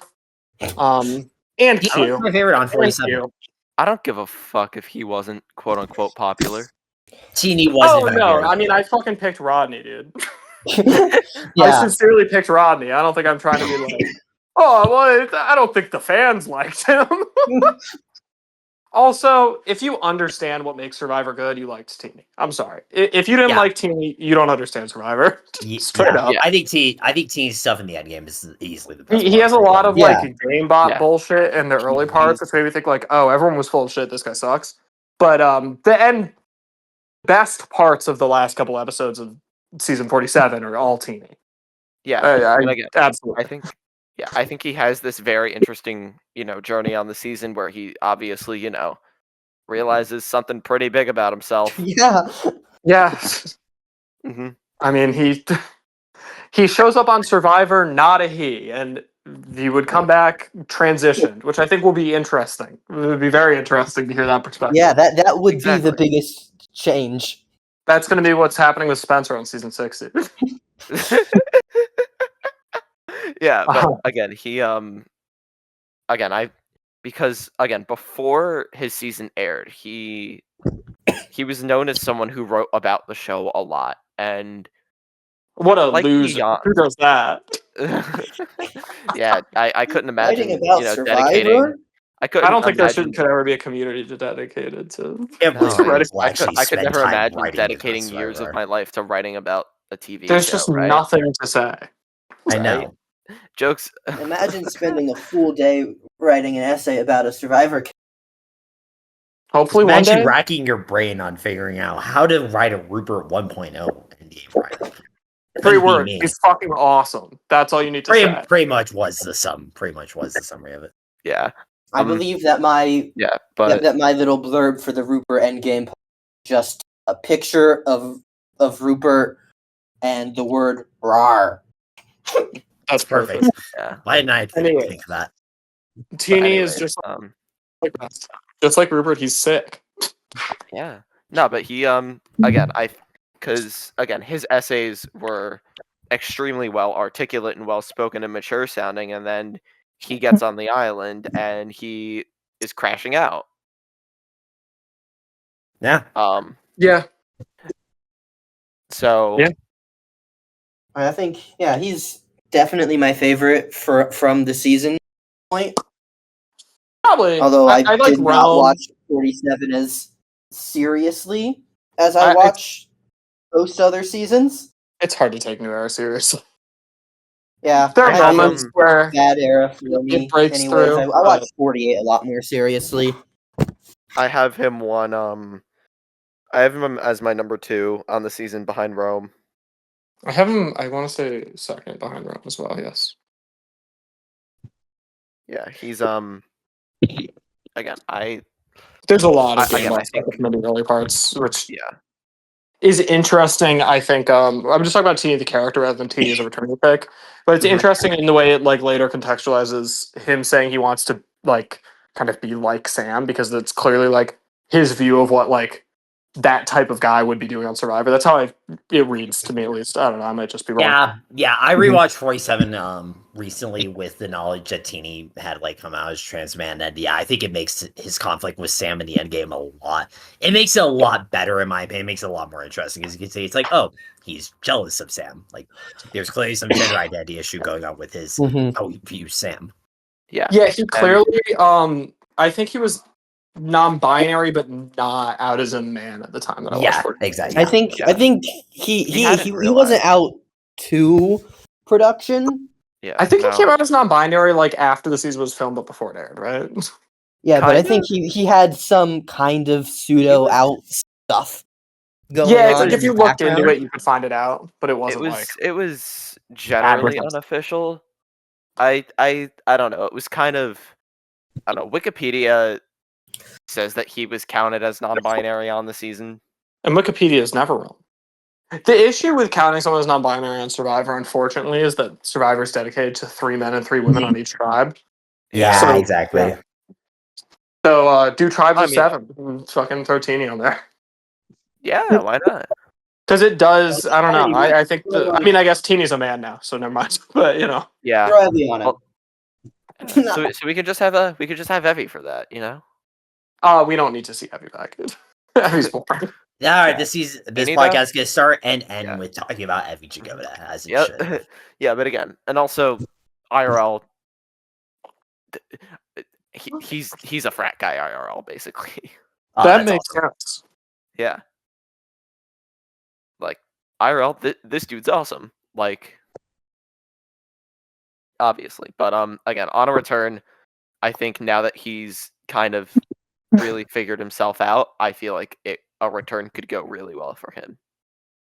Yeah, I my only issue is I'd want to give it even more time so that he can, find himself even more. Oh, I do agree with that, but I think for the sake of having these are interesting returnee picks. Yeah, I agree. I think feel that's like, what basically this conversation is. I think he's a good pull.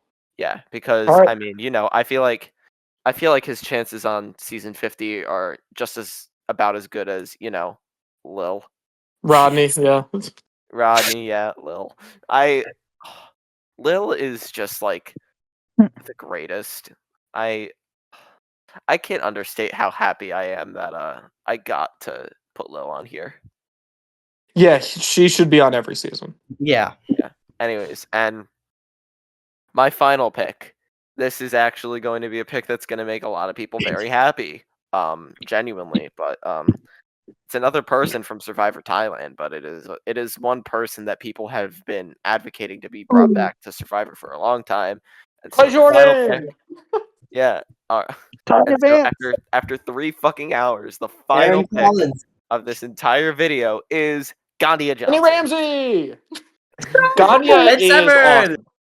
Yeah. I love Gandia so much. Remember when we I- thought I that was- Gandia was gonna be on the Survivor 50 cast? I for, like, was 2 hours? baffled for that like 5 seconds before. Oh, it's like, that makes sense. See, here's the thing to me. I was at work and I pulled up my phone and I saw him be like, Gandia, holy shit. And I was like, what the fuck, Gandia? And then I was like, oh, I gotta get back to work. So I turned my phone off and like an hour and a half later I texted Mike. I was like, Mike, holy shit, Gandhi is back. And Mike was like, no, she isn't. I forgot about the diversity initiative being gone, and I was like, this kind of, because if there's one person from Thailand, they're gonna bring back. And also, at my heart, I love Gandia. Oh yeah. She's Gandia, amazing. I've talked with people about how Gandia. I'm completely hijacking Mike because I love Thailand. no, like I mean I've also been on the bring back Gandia train for Oh, a yeah. while. Like Gandia, there's another reality where Survivor Thailand plays out completely differently, and Gandhi is like one of the biggest stars on Survivor of all time. oh She's yeah. like Stephanie LaGrossa popular. She's super popular. That's definitely like the Gandia deep run alternate universe. Did Mhm. you say She's- Rizzo Yeah, popular? and exactly. She's Like, Riz yeah. God popular. Yes. Yeah. But again, Gandia is just incredible magnetic casting. Like again, She's one of the one best of one. casting picks in the show's history, and she deserves to be like Stephanie LaGrossa. Like she deserves to come back and have r/Survivor be like, holy shit, she's like actually the greatest character of all time. Yeah, if they sat down and actually watched Thailand instead of deciding it was bad because they've heard it on the internet, they would love Gandhi.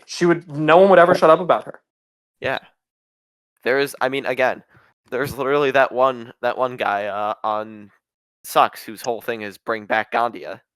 Yeah, and he's right. Which I mean, the whole Gandia on 50 prank was specifically because SU is friends with Bring Back Gandia, so Man, and she it was should have just been 50. yeah. No, when people were saying Gandia for 50, I was like, oh my fucking god, you've like no way, you've got to be kidding me. And then it was just like, oh, it's not actually. I'm Gandia. glad we're ending it on this because I think if I had I get one person, I can pick one person across all of Survivor that's like alive, I guess, and they will be on season 50. It probably would be Gandia. Yeah, I mean, That would be my choice.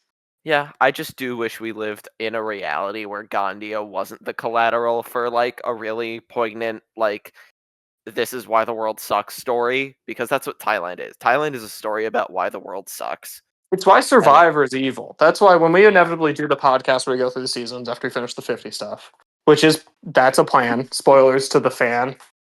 The person who commented on the first video, chill on Aubrey. Spoilers to that guy. Appreciate you. Yeah, I know. I genuinely, I mean, this is being real for a second. I saw that comment. And I was like, oh, people are commenting. It's an honor. I thought it was very sweet. I need to do a better job at promoting this, but I've also been very, very busy. Maybe we wait till we got everything locked down. I think we should. Yeah, we're figuring it out, but we want to do going through the season. I think we're going to talk a lot about Thailand because that's a season that I love, and it's not popular. So I want to get a group together of people who are at the very worst Thailand neutral, and at the best me who loves it to talk about why maybe people are underrating Thailand a little bit. But I think Gandia is such a star. I think she's someone where, like, again, if everyone has seen Thailand, no one would ever shut up about how great Gandia is. Same with, like, if everyone saw Africa, no one would ever shut up about how great Lindsay Richter is. There's a lot of really great characters that you don't hear about because they never came back on the old school seasons. I think that is what I want the message of this to be. Yeah. And again, is that there's a very Bring deep back well Gandia. of fascinating personalities that have been on Survivor.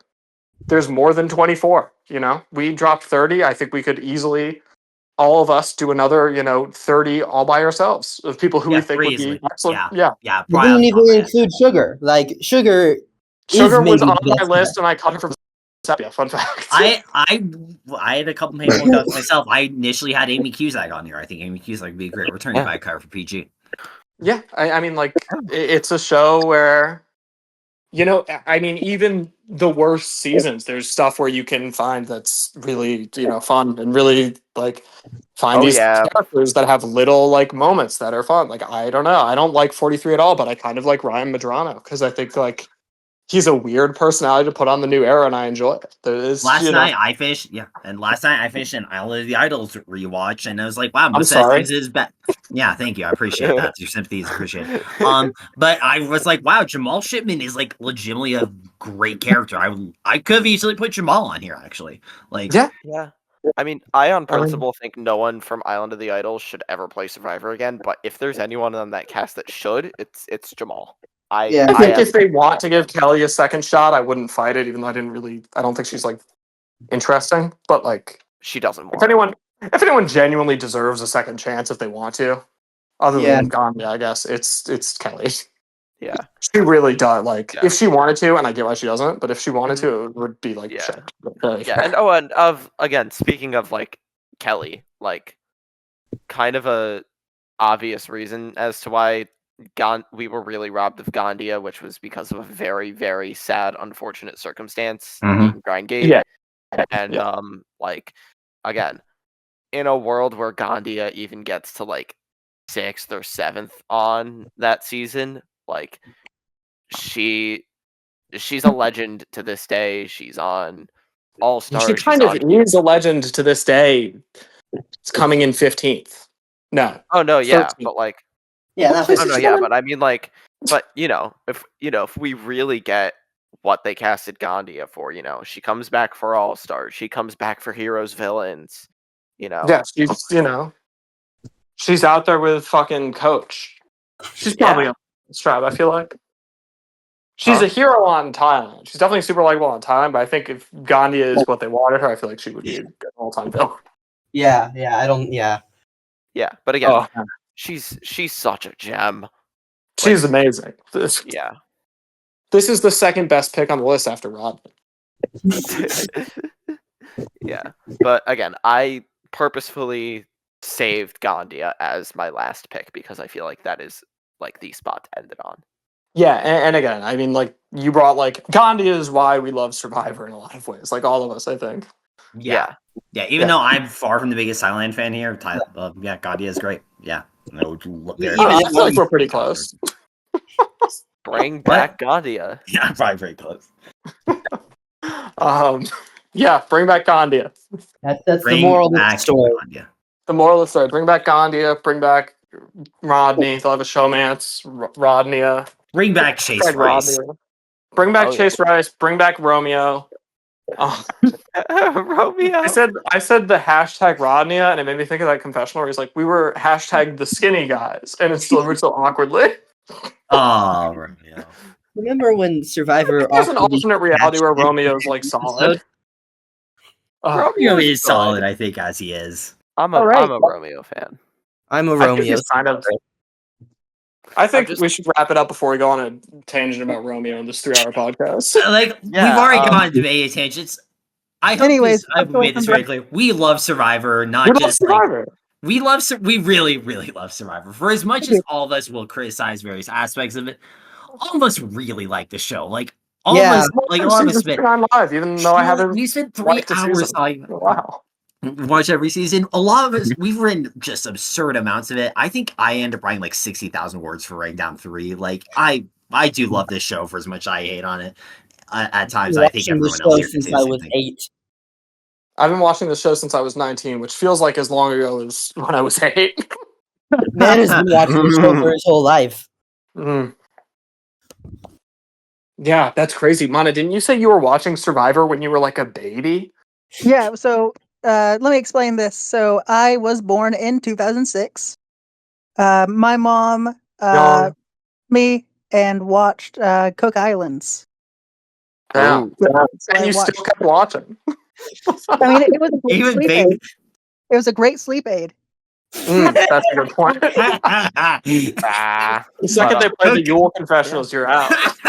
Oh my god! I started watching with millennials Gen X. I Cam, was and you kept watching? yeah, I was 11 years old. I was sitting in my basement, randomly flipping through channels, and I coincidentally start at the very, very start of the premiere of that season. Wow. So Yeah, the I started first in- moment Mike ever saw of Survivor is Jeff Probst talking at Chris Hammond about cell phones. Yep. And he decided to start a podcast about it. Yup. My first episode of Survivor was the episode before the Brandon boot of Karamoan. Jesus, guys. Did any of you... I Hold started on. with Squirrel Islands. For the record. I started with a season that was good. The first season I watched live was Cambodia. Like Oh, the I first season I rewatched watched everything live before was that, 41. but Cambodia was the first one I saw live. Man. My first season after Millennials Gen X was Borneo. So It was Game Changers, surely. We really do love this show. We love it. It's we been love real. it so Hope you much. guys This enjoyed the terrible, podcast. amazing Yeah, I show. hope you enjoyed it. yeah, I Sound hope off, you guys if enjoyed you the listen podcast. to this much of us mostly rambling through technical difficulties, who do you think should have been on season 50? Drop a comment. Let Shout us know. out. Yep, If you're thank you this guys for willing, Weirdest possible picks. People who you 100% genuinely think should be on the season, and no one will agree with you. That's what we want. Yeah, the most random picks. The We more want random, your- the better. You can We say want Ashley your Tim Ashby. Spencer's, we want your Stephanie Valencias. Give it to us. Mm-hmm. we want the most random picks, the most random Montalvo picks. The Your most Tria random pick. Lloyds, your Gary Striteskis, your JP Calderones. The only Survivor podcast mentioning JP Calderon ever? Possibly. He was on Survivor I Oz, was- honestly. I must say about JP, I was born while he was being voted out on the island. That's amazing. That's Amazing, wild. and I think that's a great tip to end on. I was born right after the Vanuatu finale. I was born before Survivor because I'm old. Likewise. I mean, All right. It's been real. Yeah. Bye. Bye. All right. See ya.